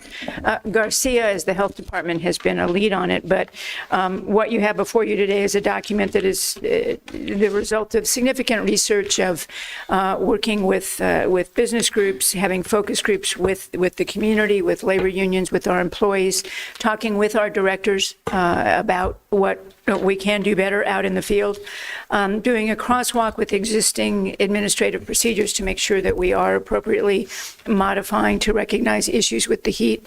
I think I will say a topic that comes up periodically. I, like others, I'm a Tucson native, and what people mention now and then is it's been hot a long time. It has. We've also had monsoons a long time, and I think earlier today we took a moment to recognize that much has been done to realize the significant impact of monsoons in our community, and that I think it's also a wonderful opportunity for us to recognize that there is an impact with heat on our employees, and there's things that we can do in many ways that may just include things as simply as recognizing the time of day that people come to work and making sure they have breaks and making sure we have water available and things in that nature. We also have before you a communications plan. I think the campaign was developed by Pima County Communications Department. To my understanding, is an example that the City of Tucson is using these documents. I believe they've taken off the county logo, perfectly fine, put on their own. We would recommend that any business in the community do the same thing. If there's information that can help employers with their workforce or with their clients, we would encourage them to take anything from this that they can learn off our websites and take advantage of it as we move into the community. And I would now ask Dr. Garcia to expand on anything else that we need to recognize with this work. Chair Grijalva, Administrator Lusher, thank you for the opportunity to speak. This has been work that has been triggered by the discussion from the days, as well as the ongoing work that the Health Department, as well as many of our departments are doing to help our own workers stay safe and help our community remain heat protected. As you know, that when we the county has a long history of setting up public health infrastructure, including collaborative cooling centers in association with the libraries, in association with community partners, and that has been a good partnership. We have been, as part of the direction that we received from the board, have also been engaging with other jurisdictions, including the City of Tucson and the City of Phoenix, trying to understand what it is that they are doing to mitigate the risk of heat, both for their own workers as well as for the community. Those conversations are going well.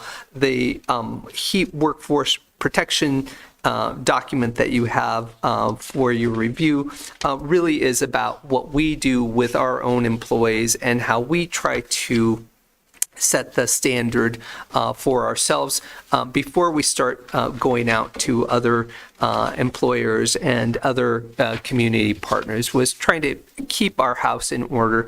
This involved a lot of public feedback from workers. We had over 1,300 responses from a 7,000 person workforce. That's a lot of folks. These are folks who are impacted by this issue on a daily basis and who are dealing with the consequences of this. I feel very good that a lot of the feedback that we received from workers, from partners, from other stakeholders has been incorporated both into our administrative procedure as well as into future planning. We do not have an ordinance for your review today. We will continue to do our due diligence and hope to have something to you in the future when we have resolved some of the outstanding issues. And if I may, Chair, Mr. one of the Rush. things that came up during the last meeting was that much of this has been built in. We look at modeling an ordinance that was passed by the City of Phoenix. And as we pointed out at that time, the City of Phoenix passed the ordinance at the end of they've had an office in place that deals with heat and heat mitigation that's been in place for about 3 years. Our staff has spent some time on the phone with the City of Phoenix to learn from them and see what are the best practices, what might they have learned in those 3 years. So as Dr. Garcia has indicated, we hope, in effect, to walk our own talk first and make sure that we're working with our employees before we begin to look at anything that we might do to modify procurement codes and such for people in the future as we deal with businesses coming into the community. If there's no specific action today, but at this point, the administrative procedure you have before you is to go into effect today. It is an administrative procedure in that we can modify it. Part of the feedback we began to hear today is that it needs to go farther, that there are other employees and groups that we can bring into it. And we've also heard some feedback about advisory groups and committees and things that we need to make sure are in place so that we're using today as a starting point and by no means an ending point. And I will mention one of the comments that we did receive when we were meeting in the focus groups with the business community was a desire to ensure that we had one fairly consistent process, if you will, or set of rules that goes across the jurisdictions. In that, I think the example that was given to me is if we have an individual who's driving a truck and dealing with services around the community, we need to make sure that as that individual drives between Marana or unincorporated Pima County and the city, that he or she not be subject to a variety of different rules. So we will continue to work with the Chamber of Commerce, other business groups, and our fellow jurisdictions in looking at one unified process. Thank you. The only other thing I would say is, even though some of us work in indoor environments that are already cooled, we have to get into the building, and a lot of our employees are older. And I just think that we have to also consider the fact that the heat exposure for long periods of time, even if you're in a car, even that, people are not drinking enough water, and you're susceptible to a lot of other heat related illness. So I think it's important to think about some of that as well. The goal for this item was really to protect our community and make sure that we don't inundate our hospitals and healthcare professionals with people who are ill because, the heat sort of snuck up on us. On Friday, I was, at a service, and it was outside for not even that long, 15 minutes, and I could feel it. And we all got a little bit dizzy, hadn't been drinking enough water, and so it happens fairly quickly. And so I appreciate that communications has come up with these items. And the other thing I was going to ask is if the health department is going to go ahead, or can we have a ticker on our website to say, today is going to be a 100-degree day. Can we all sort of make sure to drink a little more water? Something where it sort of lets us know that it's getting a little toasty, because I think this week we're projected to be over 100 every day. Right? Thank you. Chair Kitty-Hall, I believe that's to start today. Could be wrong, but we have it. Yeah. One of the things we've looked at is I think we had a snipe last year, and it just stayed up for 30 days, and we've recognized that becomes less helpful. Correct. And so what is it we need to do to modify that, to provide different information every day, and to make sure that we have some way of recognizing. Some of us get used to it being 100. When it's 110, it's a little different. Please don't go hiking. Right. What we need to do. Yeah. Thank you. Do it. Supervisor Christie. Thank you, Madam Chair. The overwhelming response that I'm getting from my constituents and from fellow residents of Pima County is, welcome to summer. This has been going on for millennium.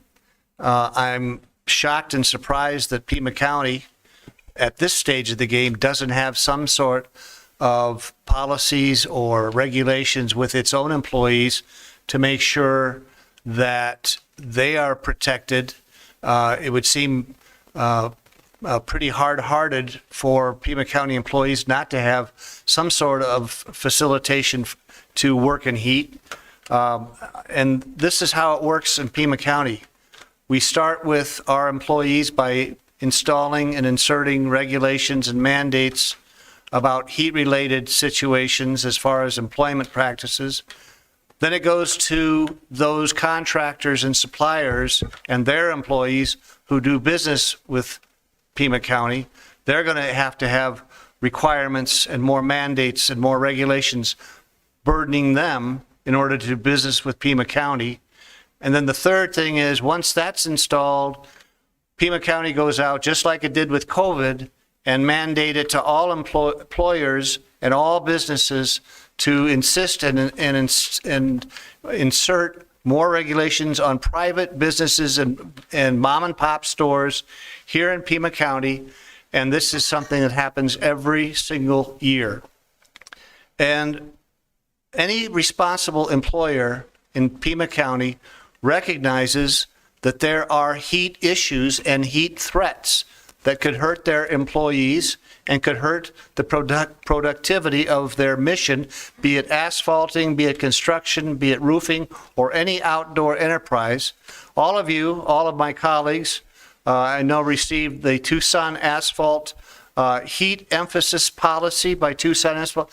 I'm certain that any company that's responsible, especially in this worker shortage situation, has a policy to protect its individual employees.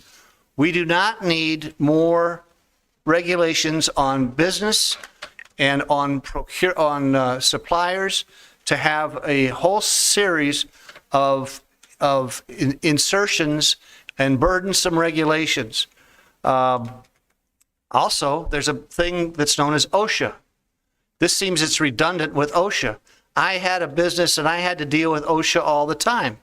They were very proactive in the whole issue of protecting employees, and I found it to be very beneficial because if an employer had an employee who got injured while on the job, that employee was not producing in that business, and it cost the employer money when they had an injured employee. So I took OSHA very seriously, and I don't see any issue here, in any of this regulation or policy to include OSHA and to compare what is already in place with OSHA.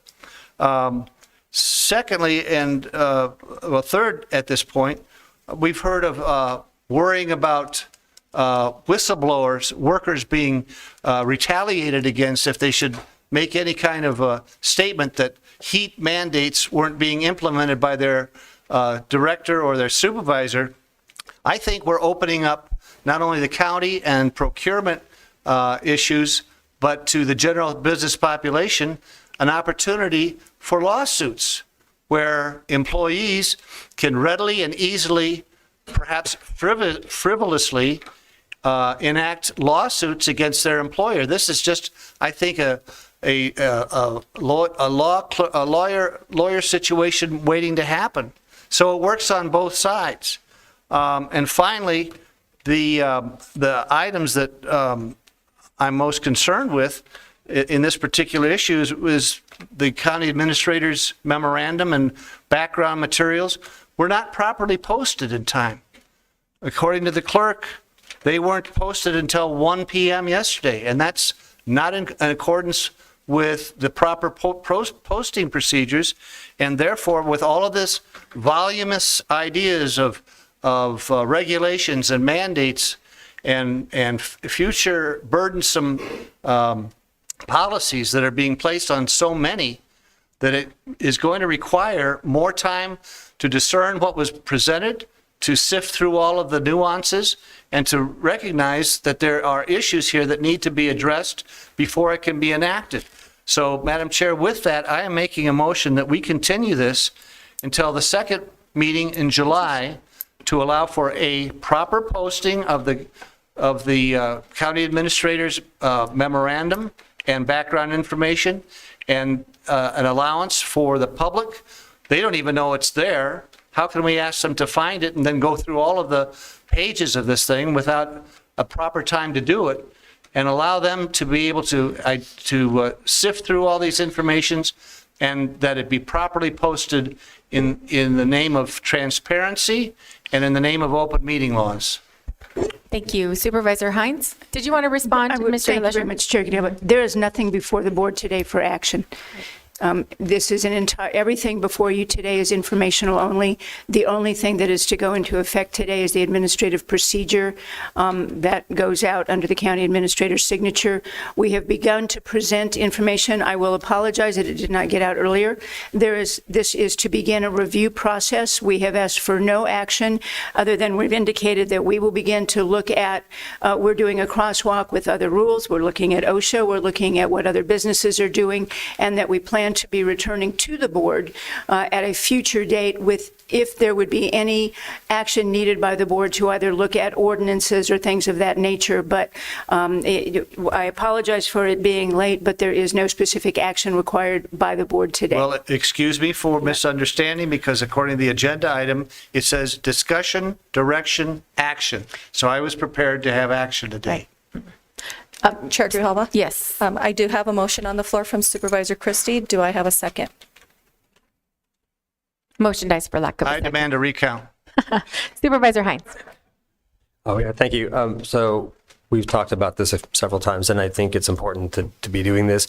Also, I've treated multiple folks who work in exposed situations, that are working outside, that are drinking enough water, but only water. And so I think it's important also just to, in our information and materials, to be careful that, well, and Dr. Garcia can help to inform this as well, but we're sweating out lots of like electrolytes and then replacing that with water only. That can be a problem as well. That can cause an electrolyte disturbance as well. So it's important to also replenish the electrolytes, not just the H2O part. So just wanted to make sure that that's incorporated. Thank you. And so the administrative procedures that you're talking about, that's the heat-related safety protocols? Is that piece of those several pages? I'm just trying to get some clarification. Hold on just a moment.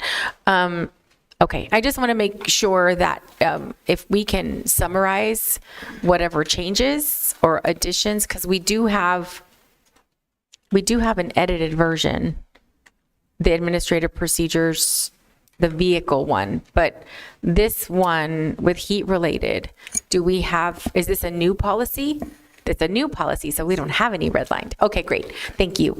Supervisor Christie. Thank you, Madam Chair. Very quickly, if I could just anecdotally give an example of what might be something to consider in this whole issue. With OSHA, they would come in and do what they called a, quote, courtesy inspection of your business. They would survey all of the situations that could possibly create hazards to employees. They would give the recommendation to the owners of the business that these items should be addressed and looked at in order to be in fully compliance with OSHA. It was extraordinarily helpful. There was no penalty for this courtesy inspection. There was no ramifications or retribution or anything. They did say, we'll be back in 30 days to see if you've taken action on these courtesy items that we have presented to you regarding your business. And it was very simple and very nominal as far as making these corrections to make sure our employees were not injured. And there was no fines, there was no jail time or anything like this.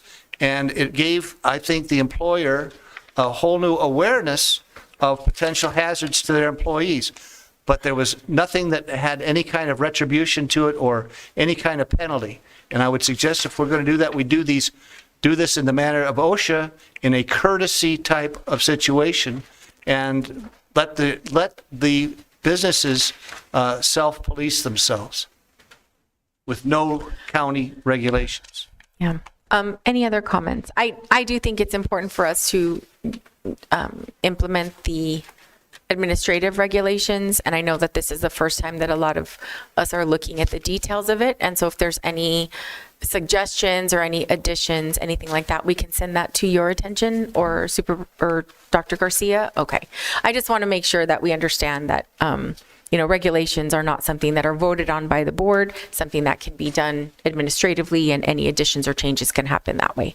And then anything else that comes forward with an ordinance or anything, obviously that's something that the board will be voting on. All right, any other comments? Okay, great. Thank you. Thank you all for being here for this item. We have a time certain of 11 and it's 10:57, so we're here. Item number 13, this is the fiscal year 22-23 audit results, the presentation of the audit results by the Office of the Auditor General, Administrator Lesher. Thank you, Chair Grijalva. We do have represented the Auditor General of Arizona is here. We have staff who will be going through the slide deck and presenting to you the results from the auditor's report. Thank you for being with us today. Yes, thank you. Good morning, members, County Administrator Lesher. My name is Lindsay Perry. I'm the Auditor General for the state. Appreciate you for having us here today to talk about the county's reports. Joining me is Catherine Edwards-Decker. She's my Deputy Director of our Financial Audit Division that also oversaw the county's audit. So we've got a slide deck. I see it up there. If we could proceed to the next slide, please. Before we begin sort of discussing the county's audits, just want to remind you all of the Auditor General's office. We are an independent office providing impartial information to decision makers such as yourself. We provide specific recommendations to improve the operations of state and local governments, including Pima County. My auditors follow a robust set of auditing standards, including governmental auditing standards. Next slide, please. So, similar to previous presentations to the board, we are here today in accordance with state law, which directs that the County Board of Supervisors present the audit results and any findings in your regular meeting without the use of a consent agenda and within 90 days of those reports' issuance. So this is a great opportunity for us, your auditors, to be in front of you, provide information, answer questions, and go through the reports for the county. Next slide, please. So today we'll be discussing 3 audit reports. And the first is the county's annual financial compliance audit. The second is the report on internal controls, and the third is a single audit report. So as we've done in the past, when we issue these reports, we send you an email. You received an email about these reports as well as our highlights that goes through quickly kind of the things that we found and some snapshots of the county. We issued these reports on February 29th for the annual comprehensive financial report, and then on March 28th for the reports on internal control and the single audit report. So let's talk about the first report, the annual comprehensive financial report. This presents the county's annual financial statements and our opinion on them.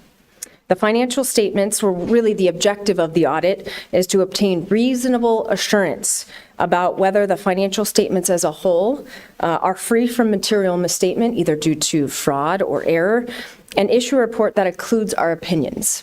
So, once again, great news for fiscal year 2023. We reported an unmodified or clean opinion. What that means is the county's financial statements are reliable. Our second report, the report on internal control and compliance, this is where you're going to see us report any findings and recommendations that we find in the course of conducting the audit on the financial statements. I'm happy to report for fiscal year 2023, we reported no financial statement findings. Finally, the third and final report is our single audit report. And so this includes our assessment of the county's compliance with federal program requirements over each federal program that we're required to audit. The objective of the audit, again, is to obtain reasonable assurance about whether material noncompliance with these federal requirements existed, whether due to fraud or error, and then express our opinion regarding the audit.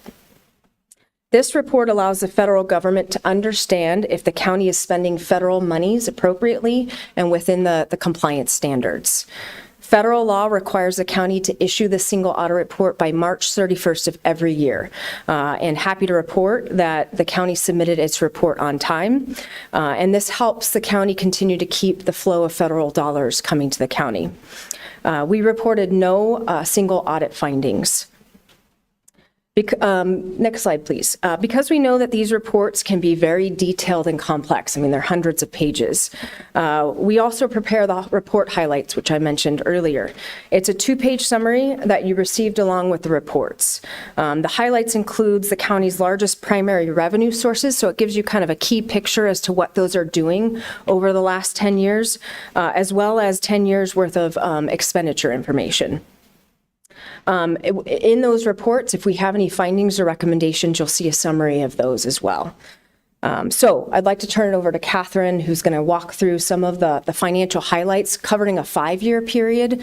Feel free to stop us if you have any questions, and then we'll walk through the county's corrections of prior year findings. Thank you.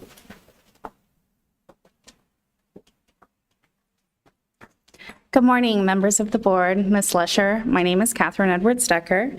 As you can see from this slide, over the past 5 fiscal years, the county's primary revenue sources continue to be county property taxes, federal and state grants and programs, shared state sales tax, and county sales taxes.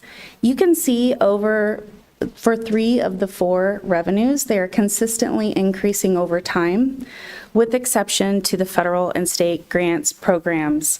You can see that increased right at the onset of the COVID-19 pandemic, mostly because more federal aid started coming into the county. But you can see that has started to level off the past couple of years.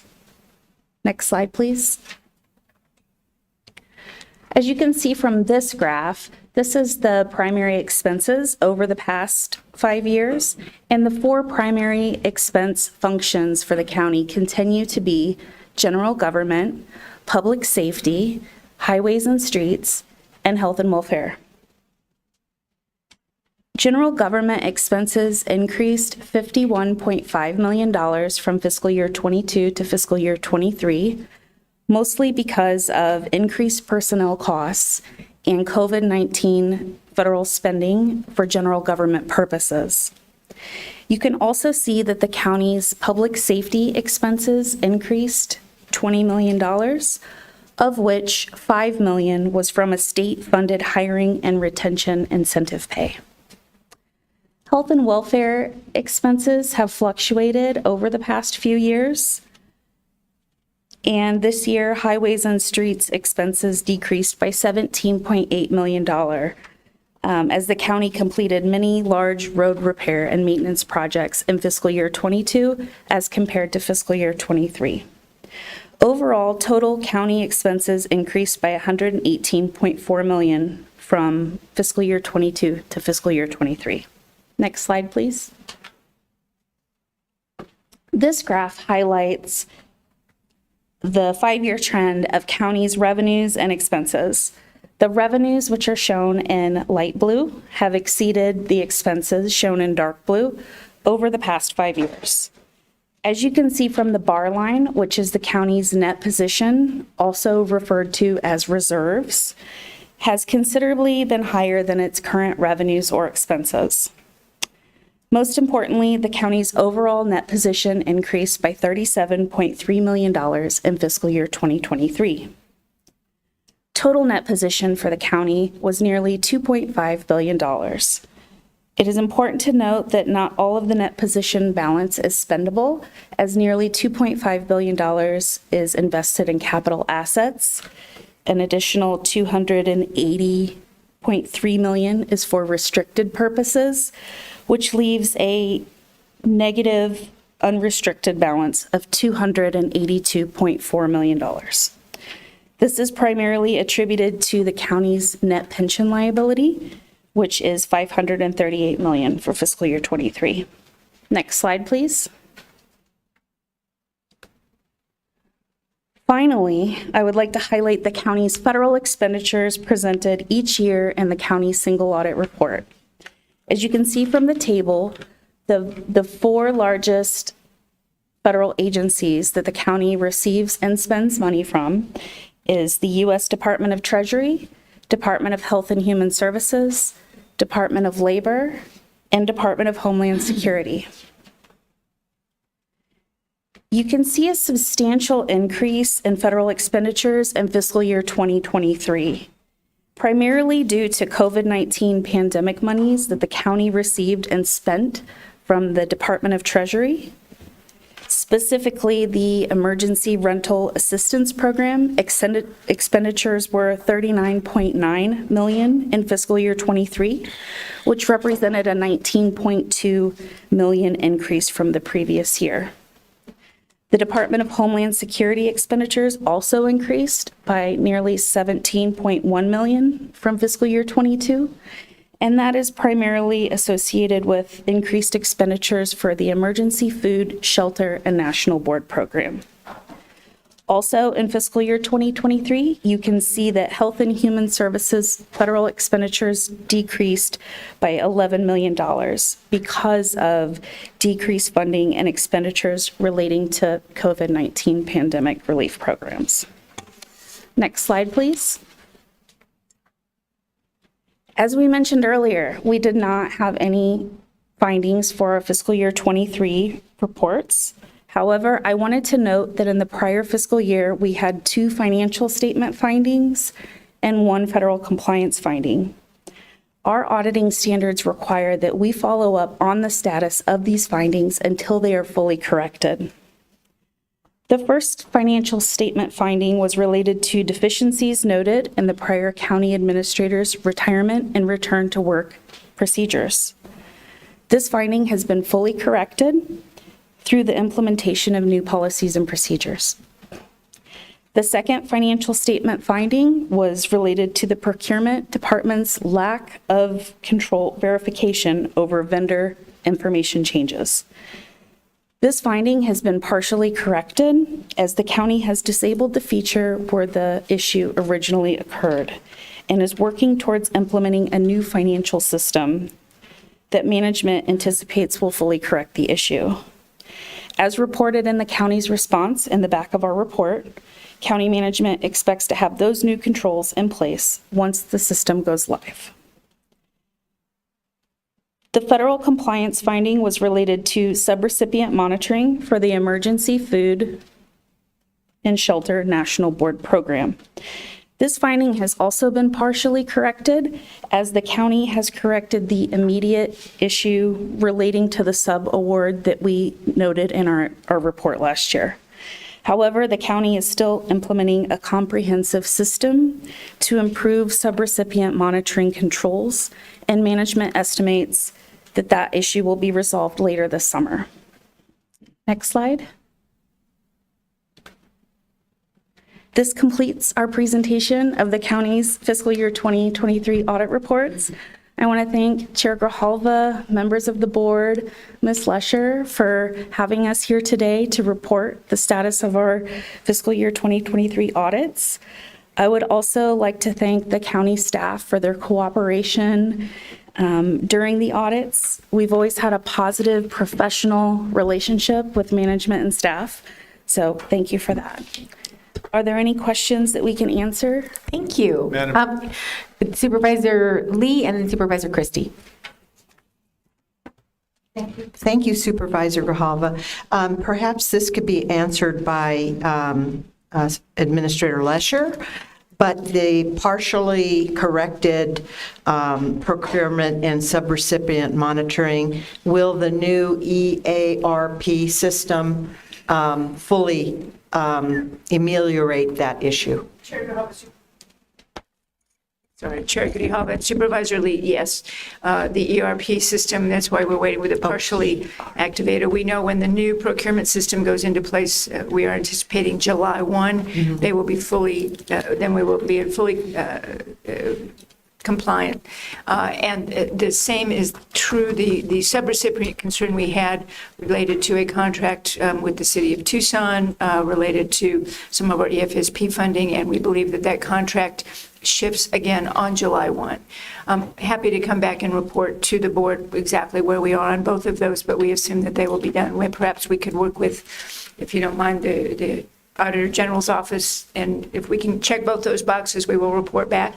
That makes sense. Thank you. Thank you. And Chair Grijalva, just to say to both of you, I'm very impressed, and thank you very much, and I'm just really glad that you're in charge. You've got women here, yes. Thank you. Then I know it's done right. Supervisor Christie. Thank you for those kind words, Supervisor. So basically, we've got two unresolved situations there, and basically also, we're asked to assume that the county will resolve them, kind of a wing and a prayer thing, and we are asked to vote to approve your findings, even though two items have not been corrected. Am I correct in assuming that?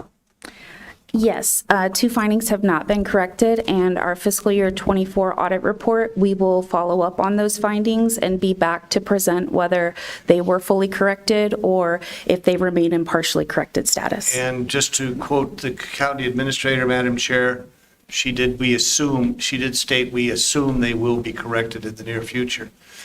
We all know what assume means, so I feel very uncomfortable voting on assumptions in this manner to approve the entire audit when there's two outstanding situations still existing. So I won't be voting to approve this.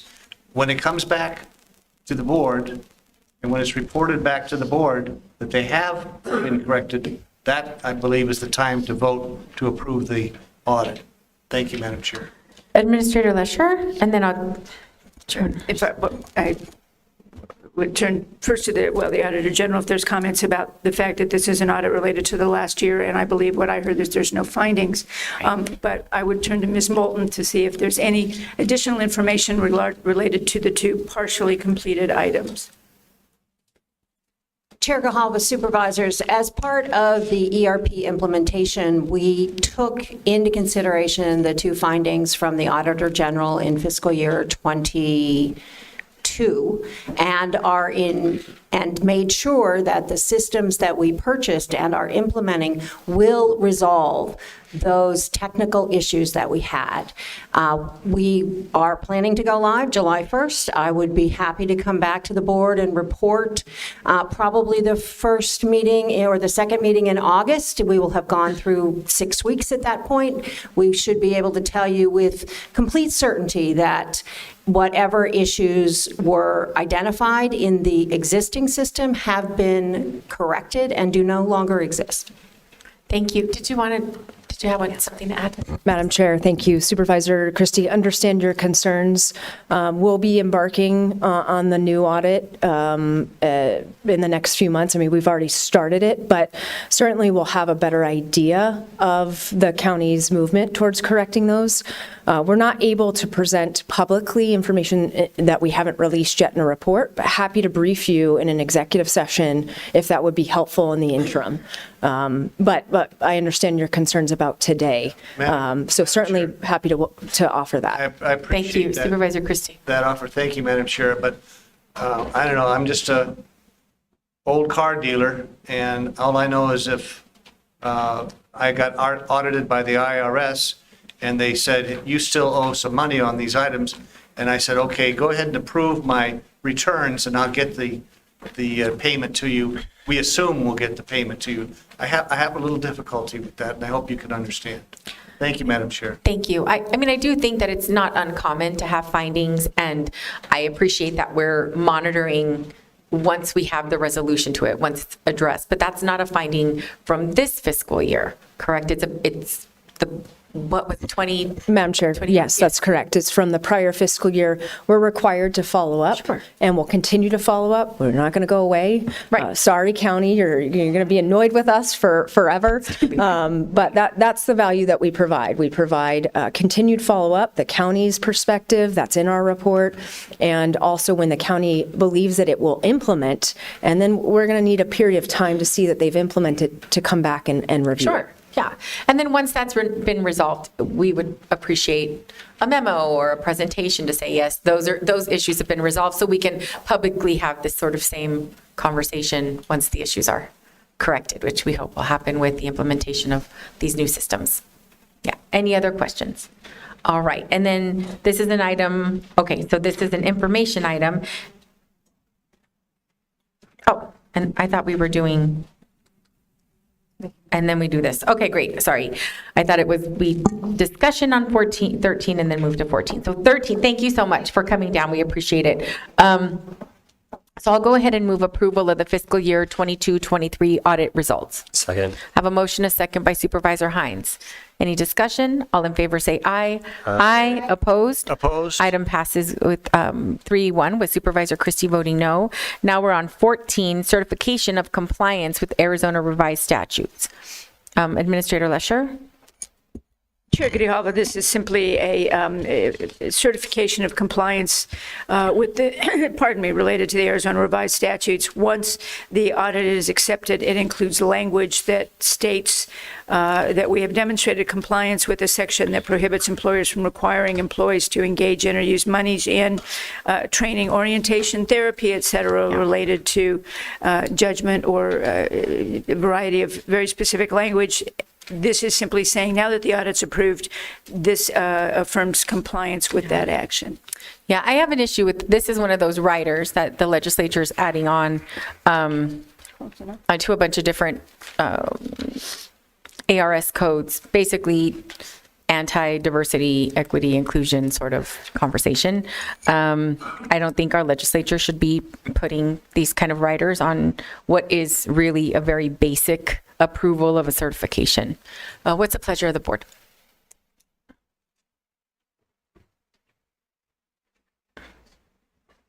I have a question. What if it doesn't? Chair Grijalva, I'm asking the attorneys, what happens if this is not I was just going to ask, just a question. What happens if this doesn't pass? Chair Grijalva, ARS 11661D requires that the board demonstrate compliance with ARS 411494 as the county administrator detailed. If the board does not fulfill that mandatory action, the board could be sued and face a mandamus challenge, which could include attorney's fees for the cost of bringing that lawsuit to comply with this mandatory statutory duty. Okay. Do we have a motion? I don't understand this. So, our legislature is and also several systems, right? Basically what they're doing is they're adding this little 41-1494, which prohibits employers from requiring employees to engage in or use public monies for training, orientation, and therapy, and that presents any form of blame or judgment on the basis of race, ethnicity, or sex. So this is a sort of way to come out opposing, in my opinion, diversity, equity, and inclusion, because that's sort of a big thing that is going on at the state right now. Administrator Lesher, you wanted to add, and then I'll call on Supervisor Christie. I was just going to end it to, we are required to have the audit results come before the board and approved. What this has done, as we've indicated, there is legislation. There's a state statute now that says, as part of the posting of the financial statements and the accepting of those audit results, you must also approve this language in order to have those audit results considered approved by the state of Arizona. That is why it is before you today. So, did you have something to follow up, or do you want me to go to Supervisor Christie and come back? Go ahead, Supervisor Hines, and then Supervisor Christie. So, I mean, are we going to have to eventually certify we're compliant with every single statute and substatute in the ARS? Because that just seems stupid. Chair Grijalva, Supervisor Hines, only though you would have to comply only with those that are related to and linked to the approval of the audit. And they've linked this, yes, to the approval of the audit. Supervisor Christie. Madam Chair, I'll move the item. Okay, we have a motion. Motion dies for lack of a second. Okay, well, perhaps we'll get back. Perhaps we'll get back on this one. All right, so we're moving on. Item number 15, classification and compensation. This is Human Resources Department requests approval to create the following new classification. I'll go ahead and move the item. I have a motion, a second by Supervisor Hines. Discussion? Madam Chair. Supervisor Christie. I'm a bit confused on this one. Under discussion in the background materials, it says the Project Design and Construction Department is in need of a new job classification for their Deputy Director position. Presently, they are using the Deputy Director Facilities Management classification, which is not suitable for the responsibilities of the Deputy Director. What happens to the Deputy Director position of Facilities Management? Chair Grijalva and Supervisor Christie, as you may recall, about a year ago, and I'll turn it over to Mr. DeBonis in a moment, about a year ago, we divided the Departments of Facilities Management with the Project Design and Construction so that we were able to have Facilities Management focus more clearly on those issues related to maintaining our buildings. Project Design and Construction, the department now led by former ADOT Division Director Mr. Lane, is looking at the construction of new buildings. So when we created a new department, we did not have the deputy position for that department. And so all this is simply making sure that, well, we have a deputy director in the Facilities Management Department. Now that we have two departments, we can have a deputy for that. Mr. DeBonis, is there something we could add to that? No, Madam Chair and Supervisor Christie, Ms. Lesher, that's correct. The director classification for facilities management remains. It's just that the incumbent in project design and construction will be moved into the project design and construction deputy director classification.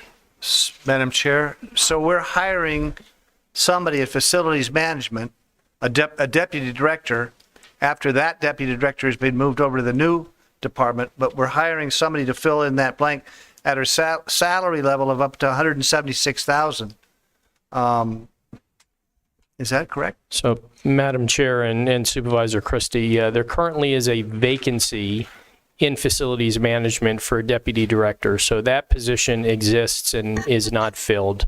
There is a filled position in project design and construction that is a deputy director for that department who is in the facilities management deputy director classification. So none of the positions are going away. That's correct. So if none of the positions are going away, Madam Chair, then how can there be no economic impact, according to the background? Madam Chair and Supervisor Christie, so within the approved budget, there is funding for both of those positions. So there's no increased funding above what's already in the budget for both of those departments. Thank you, Madam Chair. It's a reclassification. Any other questions? Okay, I have a motion and a second. All in favor say aye. Aye. Opposed? Item passes 4-0. Item number 17, the exemption of Valencia Road, Mission Road to Camino de la Tierra project. Can you explain a little bit of this? Just publicly, so we understand that we're not just trying to get out of impact. Absolutely. Impact issues, yes. We are not, Mr. DeBonis. Madam Chair, thank you for bringing that question up. So the county has an ordinance. Within that ordinance, when we're doing roadway projects, we have to do an environmental mitigation assessment report, and that is required by county code. On the Valencia project, we received a $20 million raise grant to construct that project, and they have environmental requirements. So in the case of this project, it's called a categorical exemption. It is a similar process and document that gets prepared for adherence to the federal funding requirements. So we're going to do the same things. We just don't want to duplicate and do both of those things. So we're requesting for a waiver of the county EMAR requirement that's included in our code, but we will do all the same environmental clearances otherwise required. It's just the federal process versus the county process. Yes, correct. And our process won't fulfill their requirements. They will not accept our report and our process. I just wanted to make sure because I didn't want people to think that I was trying to get out of our environmental impact. So I'll go ahead and move the item. I have a motion, a second by Supervisor Hines. Discussion. All in favor say aye. Aye. Opposed? Item passes unanimously. Item number 18 is an amendment to Kodak Health and Recovery and Wellness. I'll go ahead and move the item. Have a motion, a second by Supervisor Hines. Discussion. All in favor say aye. Aye. Opposed? Item passes unanimously. We've addressed 18. 19 is Apache County IGA for medical examiner services. I'll go ahead and, I'm sorry. 19 was, sorry, it was covered. Sorry, 20, Forensic Science Center. I'll go ahead and move the item. Second. Have a motion, a second by Supervisor Hines. Discussion. All in favor say aye. Aye. Opposed? Item passes unanimously. Item number 21 is to provide rooftop license for wireless communication facilities. I'll go ahead and move the item. Second. Have a motion, a second by Supervisor Hines. Discussion. All in favor say aye. Aye. Opposed? Item passes unanimously. Item number 22 is Game and Fish to provide fence installation and surveys at abandoned mine features in Tucson Mountain Park. I'll go ahead and move the item. Second. Have a motion, a second by Supervisor Hines. And just to clarify, this is 15 sites that are getting fenced in, and these are abandoned mines, so making that area a lot safer. Yay. So we have a motion, a second. All in favor say aye. Aye. Opposed? Item passes unanimously. Okay, so can we take 23, 24, and 25 together? Yes? Yes. I'll go ahead and move those items. Second. I have a motion and a second by Supervisor Hines.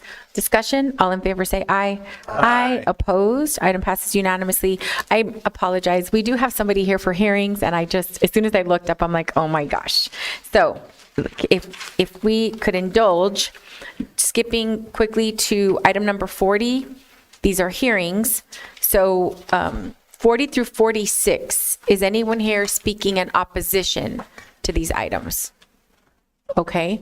If it's okay with everyone, if I can take all of those together. So 40 through 46, no one in opposition, so I'll go ahead and close the public hearing. I'm sorry. I oppose most of the fireworks permits. So Okay, so, all right, we'll go ahead and take 40. 40 is a liquor license. I'll go ahead and move the item. Oh, close the public hearing and move to approve. And Supervisor Hines, second. Any discussion? All in favor say aye. Aye. Opposed? Item passes unanimously, 4-0. So do you want to take the fireworks one by one, or can we take them in a lump? I will be voting no on 41, 42, and 43. Okay, so we'll move 41 through 43. These are fireworks permits. I'll go ahead, and if there's no one here in opposition, I'll go ahead and close the public hearing and move 41 through 43. Is there a second needed? Yes, please. I'll second. I have a second by Supervisor Christie. Any discussion? So Supervisor Hines. With the exception of holiday ones, I'm going to continue to vote no on these because we still have no assurances that came before the board, at least, that we know what the winds can or can't be, how many hours before these, because we have problems with fireworks. It's disruptive to the communities, and with the exception of basically one holiday, I don't see the need to do this. And I know that Supervisor Scott has historically agreed with me on this. Okay, so we have a motion and a second. All in favor say aye. Aye. Opposed? Nay. Item passes 3-1 with Supervisor Hines voting no. Can we take 44 through 46? Yes? Okay, I'll go ahead and move, if anyone's here in opposition, otherwise I'll go ahead and close the public hearing and move 44 through 46. Second. Have a second by Supervisor Christie. Any discussion? All in favor say aye. Aye. Opposed? Items pass unanimously. Okay, so now we're on item at 11:30. We have a time certain executive session. So can I have a motion to go into executive session? So moved. And I'll second. Any discussion? All in favor say aye. Aye. Opposed? Item passes unanimously. We're going to go ahead and recess into executive session and then come back. Thank you.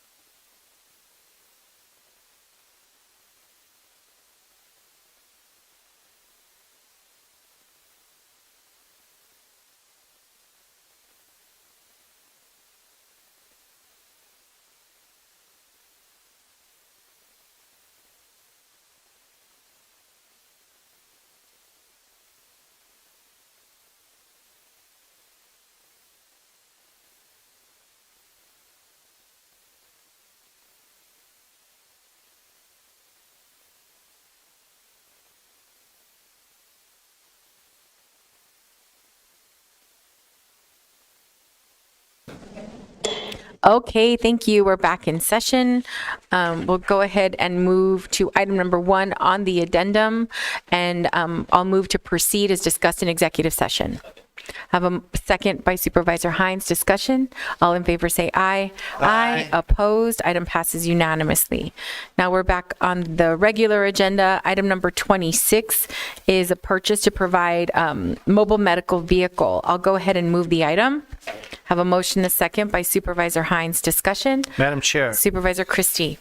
I have to ask about this this van with the exterior 50-inch TV.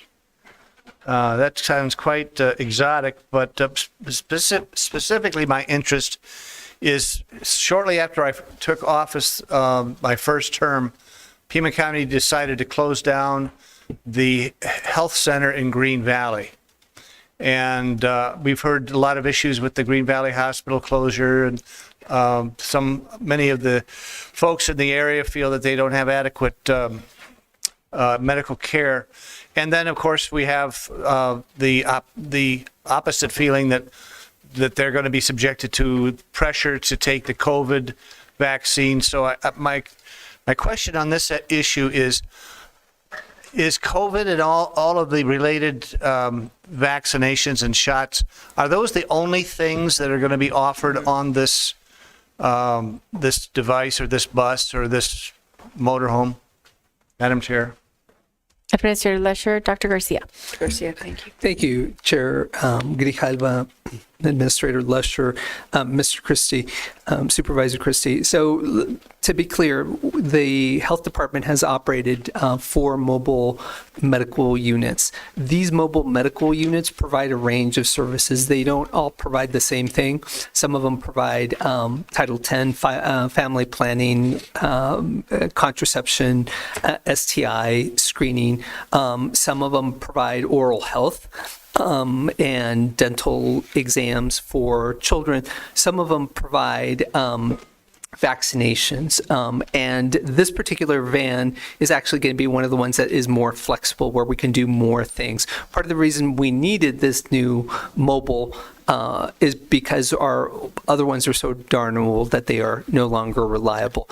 Our goal is to be able to have a presence in communities such as Green Valley, Amado, Arivaca. Just to reiterate that, Madam Chair, so you can give me the assurances that this van or this vehicle will be meeting in Green Valley. Yes, I'm sure that we will have the ability to do that. How about rural Pima County, such as the Reddington area? Mr. Supervisor Christie, we have not programmed out exactly where this will be.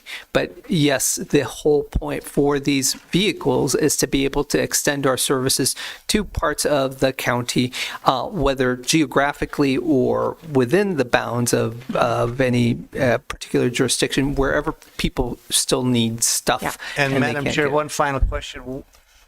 I noticed in the background, what is specifically urban Pima County? So Supervisor Christie, that would be the incorporated jurisdictions. Okay. Yeah. Let me just make sure I've got all this. While you're looking, I just have, a quick question. So we have 4 mobiles, and this is replacing one of them. We will be retiring one of them. Not the big one. I love that one. No, I mean, I'm assuming, because, it can't go very far. I understand.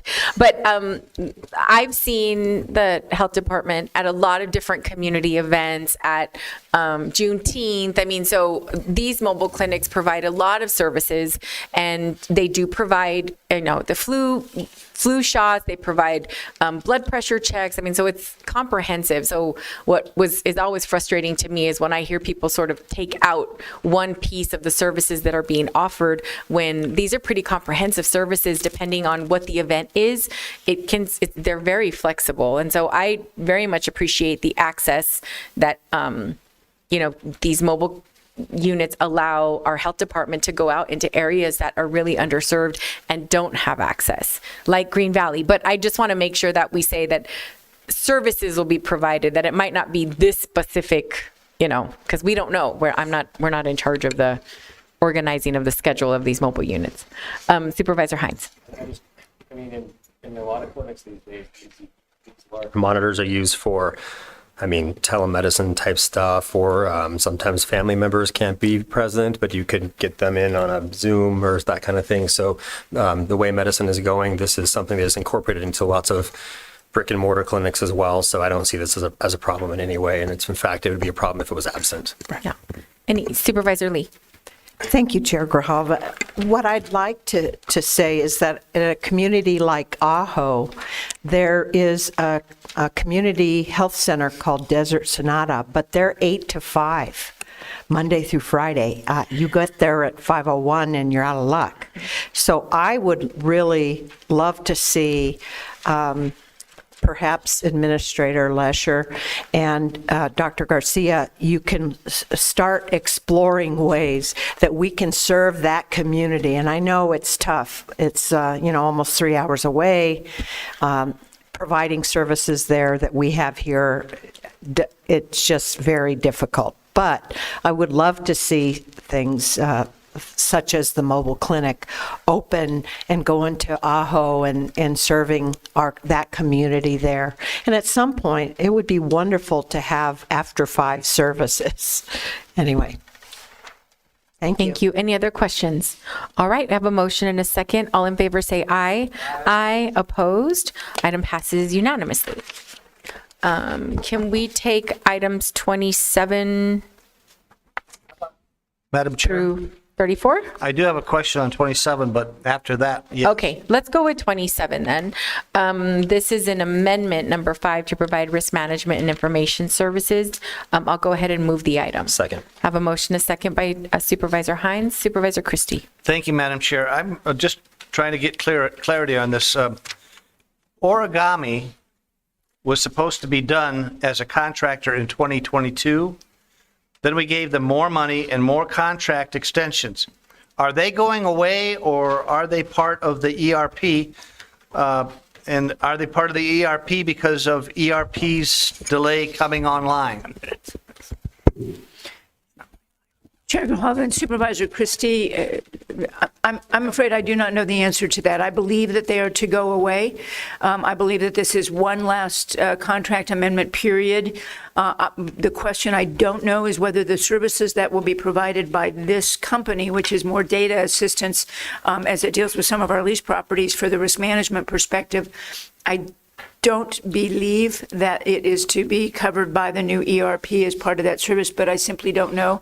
I'm happy to, I'm going to ask, are we aware of any concerns if we were to delay this to June 18th? So that I can get that answer back for the board. Ms. Lesher, Chair Grijalva, at this point, I do not know what the terms of this contract are and whether the delay will cause a problem. Madam Chair, I would ask that we continue this then until the administrator has the opportunity. Sure. Thank you. I'm hoping that there isn't any real major issue with bringing this item back to our meeting on the 18th, June 18th? Okay. So I'll go ahead and amend. Oh, yeah, because I had a motion a second. I'll go ahead and amend the motion, or just withdraw it and request that this item be brought back on the 18th. Thank you. Continue it? Okay. All right. So then can we go ahead and move item 28 through 36? Madam Chair, I do have recorder questions. We'll just very Okay, quickly. so we'll do 28 through 30. I'll go ahead and move those items. Second.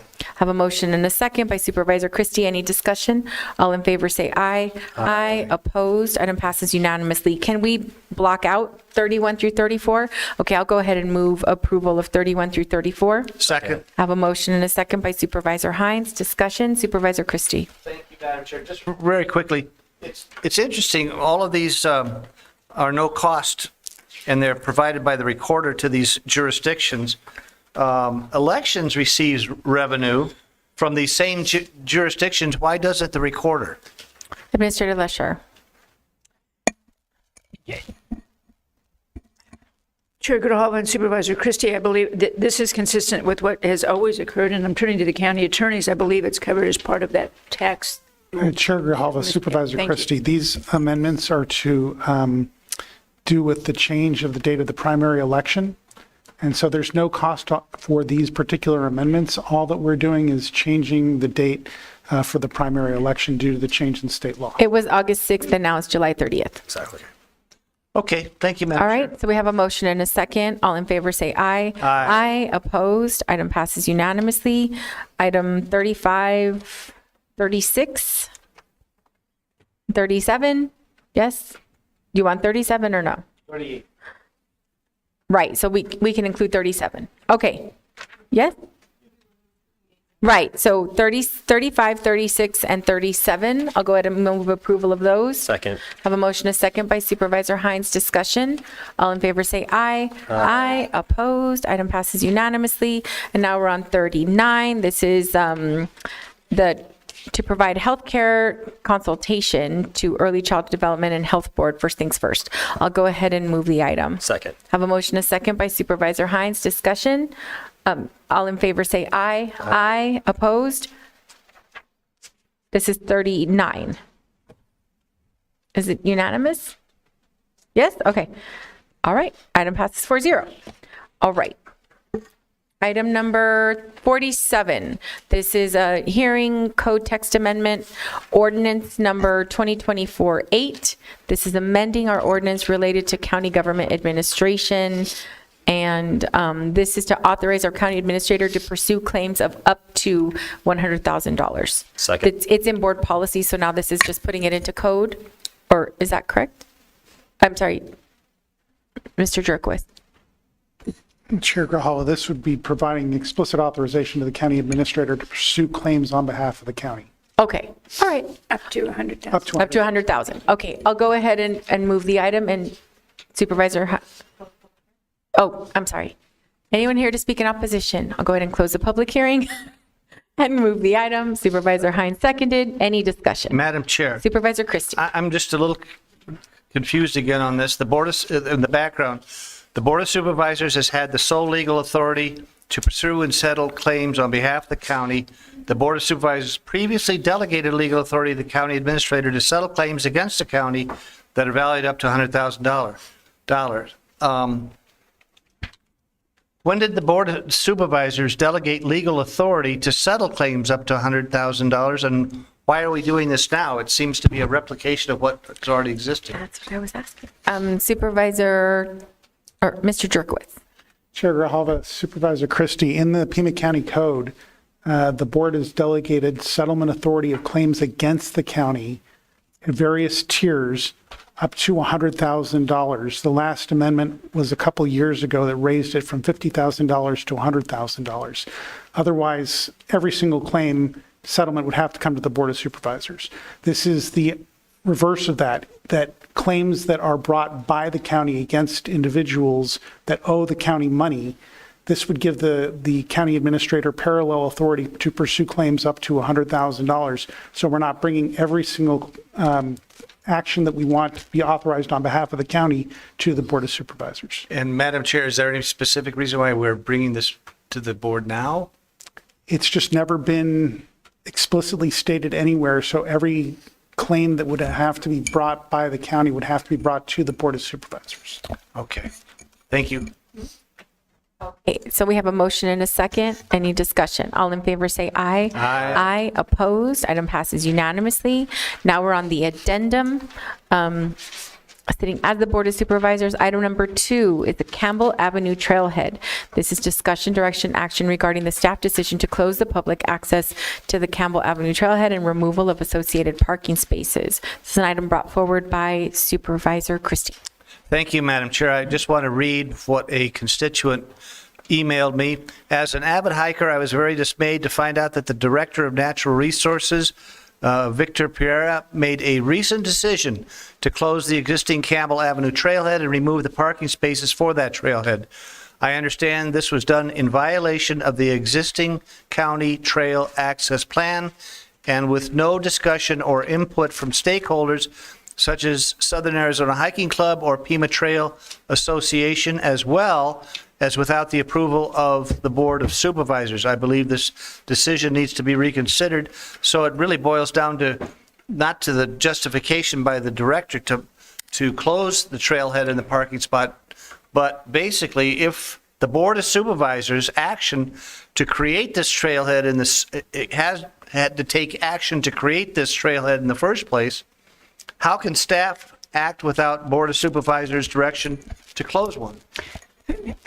Chair Grijalva, Supervisor Christie, I will ask Mr. DeBonis to explain this in a moment, but I will say that the action that people have been describing relating to the creation of the trailhead, I believe, occurred in 1976. And subsequent to that time, a variety of issues related to the master plan, the use of our trails, et cetera, has come before the board. So multiple modifications to the use of the trailheads, et cetera, have occurred since the action taken in 1976, and a belief that there has continued to be discussions that occurred consistent with board action.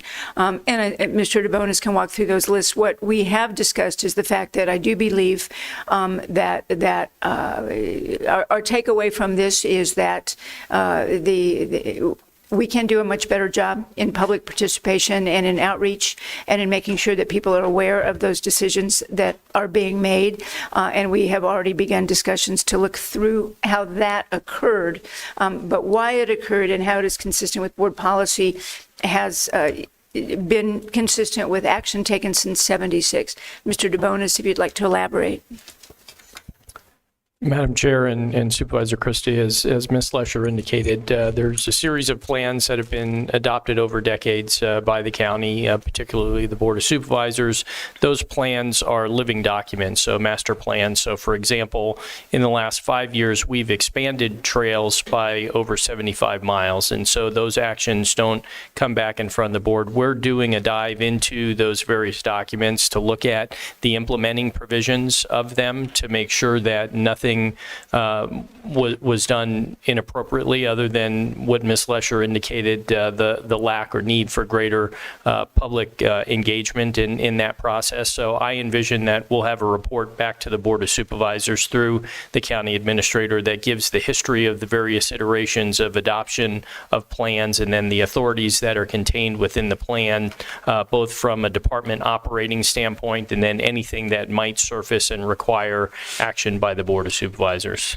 Madam Chair, Ms. Lesher, Mr. DeBonis, is there a possibility that we could review this Campbell Avenue trailhead and it could be determined retroactively that it probably could remain open and did not need to be closed? So, Madam Chair and Supervisor Christie, I don't expect that will be the outcome of it. Also, within the master trails plan, there are provisions in there that adopt standards for safety and access. And so there were a couple of elements of this particular trail. One, it provided unauthorized access into the National Forest area, Forest Service areas.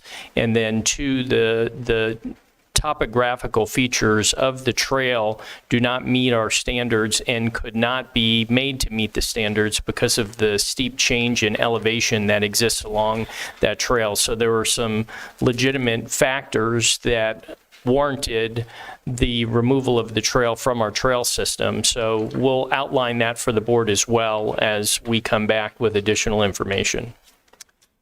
Thank you. Any other questions?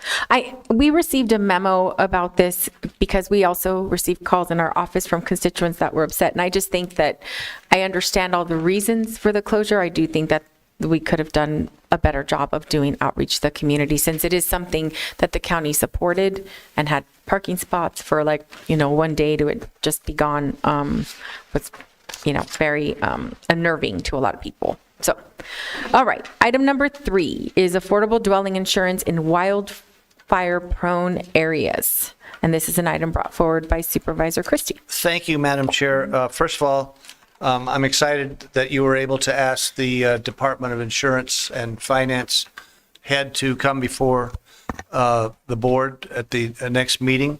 But I think there's been some misunderstandings about what the board intended as far as asking that there be board support through the chair regarding other elected officials, particularly the governor. We saw a draft letter that we assumed was the one that was referred to in the first May meeting by the county administrator that we asked her to send. And then at the second meeting in May, we further elaborated, and I'm just reading from the script, the transcription here, that stated that you, Madam Chair, work with the county administrator and generate wording that would be effective on behalf of the entire board of supervisors, and that we send to Governor Hobbs and the Arizona Department of Insurance and Financial Institutions Director, as well as our legislatures, representatives, and heads of the Senate and House in particular. So we're waiting for that letter based on the unanimous authority that the board voted for to have the chair write a letter to Governor Hobbs and to the legislature on our behalf. So I would respectfully request that the chair revisit writing this letter to Governor Hobbs as was requested by the board. So you are speaking on behalf of the board. Supervisor Lee and I at one point thought about writing a joint letter together, but then Supervisor Scott spoke up, and we can't have three people doing it at the same time. So naturally, we look to the chair for leadership on this position to use the influence of the chair on behalf of the board. The letter you sent, Madam Chair, really doesn't show that you're speaking on behalf of the board. There's a lot of ayes, which is fine in it, but what we need is on behalf of the Board of Supervisors. So I'm asking that that be I believe that Administrator Lesher did draft something. I was out of the office on Friday, and so I'm sure that it will come. And if you'd like, I think just because this is the first time this has probably happened and probably the last time that it will happen, I think that it should, and it really should go out from the county administrator's office on behalf of the board. But given that, what we'll do is we'll go ahead and draft something and send it out to all of your offices as a draft to make sure from that the chair. Correct. Yeah, no, but just so you all can look at it, so we don't have, coming back after it's already been sent out. I don't want to do that. Okay. But yes, this was on me. I was not in the office on Friday, and so. All right. That's all I have. Thank you, Madam Chair. Thank you. All right. Next is legal asylum seekers. Item number 4. This is discussion, direction, action regarding future federal funding opportunities in support of legal asylum seekers. Administrator Lesher. Thank you, Chair Grijalva, and I will tell you, I apologize for an item being on the addendum. This has been a moving target. It has. In the last several days, but what's become clear in the reason before coming to the board today is that, as we have discussed in the past, there are a variety of tranches of dollars that are available. The federal government is moving these dollars out in various notices of funding opportunities, and the next one is due June 13th.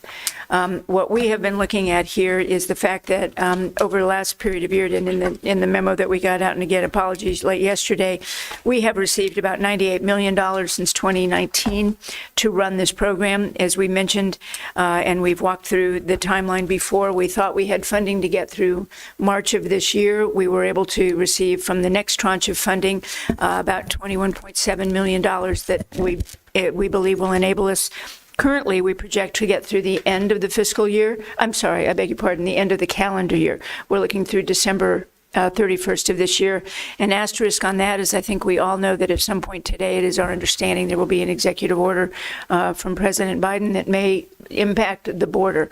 That will impact the amount of, I think, tentatively think we may be able to even stretch those dollars farther.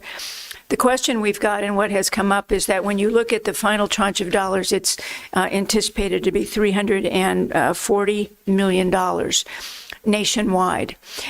Concern being not only is it nationwide, but we have now, there has been expansion of the communities that are eligible for those dollars. Previously, we had a situation where people who got the money before were eligible. We are now seeing communities across the country that may not be border communities, but have seen individuals who are seeking asylum arrive in their communities. So we've seen requests from New York, Boston, Chicago, Atlanta, others to access these dollars. The concern that we have had as staff is that no grant can be larger than $34 million. Frankly, with it being scattered amongst and between all the community, 50 states, I would be stunned if we were to receive a $34 million. And our request as staff has been that we continue. I think when we came before you the last time, our request was that we go after the 21.7, we accept it, and it provide us the opportunity to work through the end of the calendar year to transition out of the business, if you will, to work with our variety of partners in the philanthropic community, other agencies, et cetera, so that we are no longer in the business as soon as this tranche of money runs out. I think historically, as I say, we've come back there. We thought we could get a little bit more. We did. We were able to operate for another couple months, and then we came back and got money and operated for another couple months. So what we have before you today is really the recommendation that we ask that staff is recommending that we do not submit a proposal for the next tranche of money, which would be due on June 13th, and that we use the remainder of the almost $22 million that we have to get through the end of this year and to work with all of our partners, the NGOs, philanthropic, state, other local jurisdictions, county, tribal nations, to find a path forward to transition out of this business. As I've been assuring other jurisdictions, and I believe the county also feels important, it is not our desire to simply drop the baton on the ground, but to make sure that we have a next several months to pass the baton to the next runner, if you will. Our concern has historically not only been with the humanitarian effort, but with the impact on this community. We remain the only jurisdiction, we believe, in the United States that has not seen street releases. And our number one goal is to make sure that we do not have street releases. And that remains the effort. And again, the desire to work through the next many months to transition out and to not apply for the a portion of the next grant opportunity. Supervisor Hines. Just to clarify, I know there's these SSB funds, there's like a bucket that is directed, like, hey, Pima County on the board, you get X without a competitive process. And there's another bucket that's competitive. Just to clarify from, me, public, anyone, what is that $340 million, like, that now New York and Atlanta and Chicago can apply for? That sounds like that's a competitive stuff, right? Chair Grijalva and Supervisor Hines, and staff will speak up if I get this wrong. The next round of grants is fully competitive. The grants that we have, for example, what we just received, part of it was non-competitive. We were eligible to receive the dollars because we have received them historically. The next round of grants, the $340 million, is a completely open, competitive round of grants. Okay, I'm saying nods, so I got that right. And so, in talking with the governor's office about this over the past couple of days, I understand that they are becoming a fiscal agent for Maricopa County, Yuma, other parts of the state, but don't necessarily feel comfortable stepping up and taking over all of our operations. And I would kind of concur with that. They've not done it before, and we've done it for years. And as you stated, we are the only community not to have any major, I don't think any significant street releases. So we've done it really well. I would hate to see us go past June 13th. We can't really undo that then, and then not get another $4 to $12 million more dollars. We don't know what. We don't even know how much we need, because depending on how this executive order is enforced, that 21 million might last us 2.5 years, right? Depending on how the flow of migrants works now. But I just wonder if, because it sounds like they need a year-ish to kind of take over the rest of the state and become the fiscal agent and get everything all operationally together, and then hopefully by the end of fiscal year 25, then we can fully pass the baton. I think so. I know your recommendation is not to do this, but I think we shouldn't leave any dollars on the table because we could be in a situation where we're still stuck doing it, and then we didn't get any additional money to do it, and then that's coming out of the general fund potentially. That's my worry, is, we talked to anyone who would listen at the federal level about what would happen if street releases occur here. We are very clear on what our budget capacity is in Pima County, and we understand that the city of Tucson is also going through their own financial strain. And so my worry is if we have, initially, I thought the proposal from the state was going to include all of us.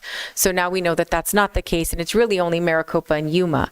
And so then it leaves Cochise, Santa Cruz, Pima sort of to, I think the assumption was that we were going to provide, we were going to put in for a request for our own funding. So I'm wondering, I know that initially, before we heard from the state, Pima County was, at least had the capacity to put in a grant application.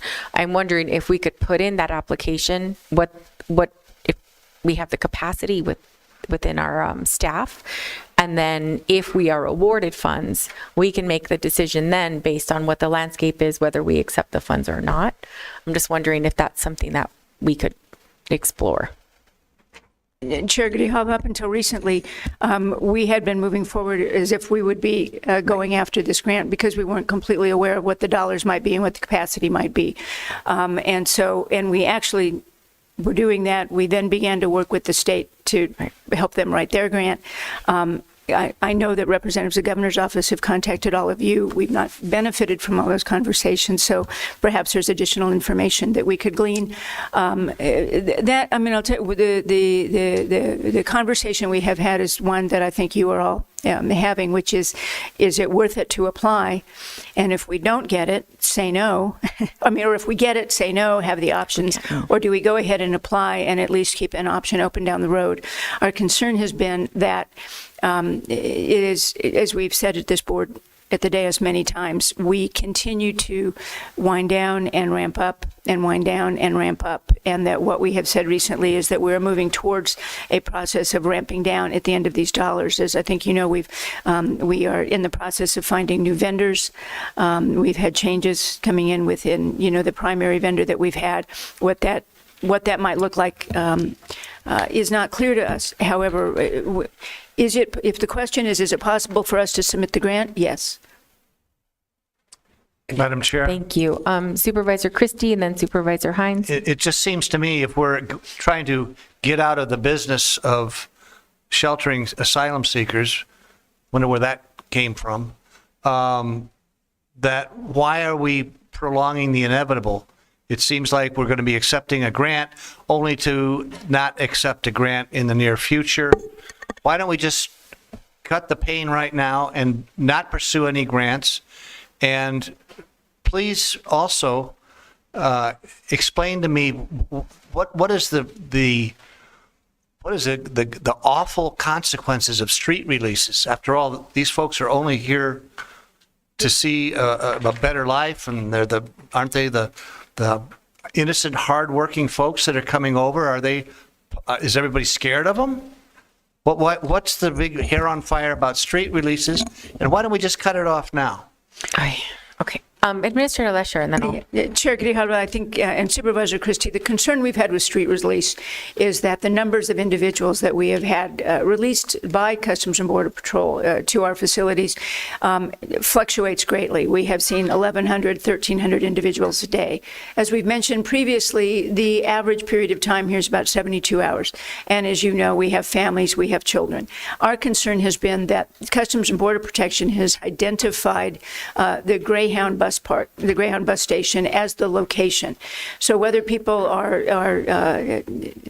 good people, et cetera, when I think if you have 1,100 people a day dropped at the Greyhound bus station, you have a potential issue not only to the Greyhound bus station, to other individuals, and to potentially the area adjacent, because there are no services being provided for those individuals. We have 1,100 individuals who might be dropped at the station without the benefit of what the federal government has been able to provide heretofore, which is some water, food, shelter. So you're saying that street releases do pose a risk to the community? Chair Grijalva, Supervisor Christie, I believe that street releases can pose a risk to the individual who is released as well, to everyone. I think that the initial phase is, the primary concern is with the individuals being released at the facility with no water, with no shelter, with no food, and that becomes a concern. Thank you, Madam Chair. Yeah, Supervisor Hines. Yeah, look, I know it's a bit different, but in healthcare and medical practices, you can't, we're doing this already, and it is, I think, in the best interest of the community and of this board and of the individuals that we're talking about to have a warm handoff to the state, which I believe the governor and her advisors, when they say that that is her goal is to have the state become the fiscal agent and operationalize all of this statewide. And I think that a transition period is in order, but you can't really, you can't close your practice and just stop taking care of patients. You have to help transition them to somewhere else to get that care, to get those services, that kind of thing. I know it's not the same type of relationship, but I do see it in that way. So I would support applying, putting in our application in parallel with the state. The state, as I understand it, will be, very vocally Right. Well, our proposal won't have anything to do with the state. No. Yeah. I'm saying that the state will be telling DHS, hey, Pima County is doing stuff separately. We support them. And that's my understanding. I do have a concern that Pima County individually is putting in a proposal while the state of Arizona is putting in a proposal, but the state's proposal is not going to cover Pima County. And my worry is if we don't at least put in for these funds, and we come, there perhaps the funding that we have right now will extend past December. We're still sort of in this limbo of when do we cut off services. So if we don't have any influx of any other funding, that'll be definitive. But as we've said several times, having 1,100 people dropped off in the middle of downtown Tucson becomes a city of Tucson problem and becomes a Pima County problem because we still have to transition people to where they're going and we won't have any system to do that. So it becomes their problem. No, it will become all of our problems because if we have 1,100 people that are sitting on the side of the frontage road on I-10, that becomes everybody's problem. It's a safety issue, and I think that we have to be responsible. And the reason why none of this seems that scary is because we've been able to avoid that by putting them to somebody else. Where other communities have not been able to. And respectfully, when we provide these services and allow for a transition for people to get to their final destination easier, they're not in our communities for an extended period of time, not becoming a responsibility that our county government and city government are going to have to be responsible for. There is no way to avoid the responsibility to the safety of our community and the safety of the people that are seeking legal asylum if they're left in the middle of a uncovered parking lot for an extended period of time at 106-degree weather. Else's problems elsewhere. But who's right? But now then, who's the person that's going to take over the responsibility? It has been ours. I understand the desire of the administration and staff respectfully to sort of transition to somebody else. But at this moment, I don't see anybody else stepping up. And I'd like to at least make sure that we provide some sort of safety net for our community in order to at least apply for the funds. And then if things change at the border and it's not something that we need, it's not a service that we need to continue, the 21 million that we have right now, we have a significant amount still left over, then I think that we can then make a decision whether we accept the funds or not. But I would like to advocate for us to apply for the funds. Madam Chair, what is the action we're being asked to? Well, that's what I'm sort of asking. I haven't heard from Supervisor Lee either. Supervisor Lee. And then Administrator Lesher, if you want to chime in. Chair Galva, I totally support moving forward with it. So I would like to make a motion that we move forward with applying for the grant, and then we will make the decision what to do once we do. But until there is the state says, yes, we'll be the fiscal agent for the state, I just don't see us waiting and to see what happens because they may not. I'll second. Oh, sorry. Go ahead, Supervisor Hines seconds. Any discussion? Administrator Lesher, did you want to chime in? Okay. And I appreciate it is what what GMI has been doing and the staff and Mr. Clark and his team. I mean, I know that this is a huge drain of resources to our staff, so I understand the desire to transition. My worry is if we had an NGO that was prepared to be able to get this in 9 days. Get a proposal in 9 days, and I would be happy to do it. If the state was doing it, I think that would, and could work directly with our NGO, I think that makes a lot of sense. But I'm just worried that it won't happen in time for us to be able to at least access funding. And okay. All right. So we have a motion by Supervisor Lee and a second by Supervisor Hines. And this would be to apply for the funding on June 13th. And obviously, like every other grant application, if we're awarded the funds, then this board would approve, would vote to approve to accept the funds or not. So all those in favor say aye. Aye. Opposed? Opposed. Item passes 3-1 with Supervisor Christie voting no. I believe we're done. Yes? Oh my gosh, 12:26. And so our next meeting will be June 18th. Thank you so much. Be safe.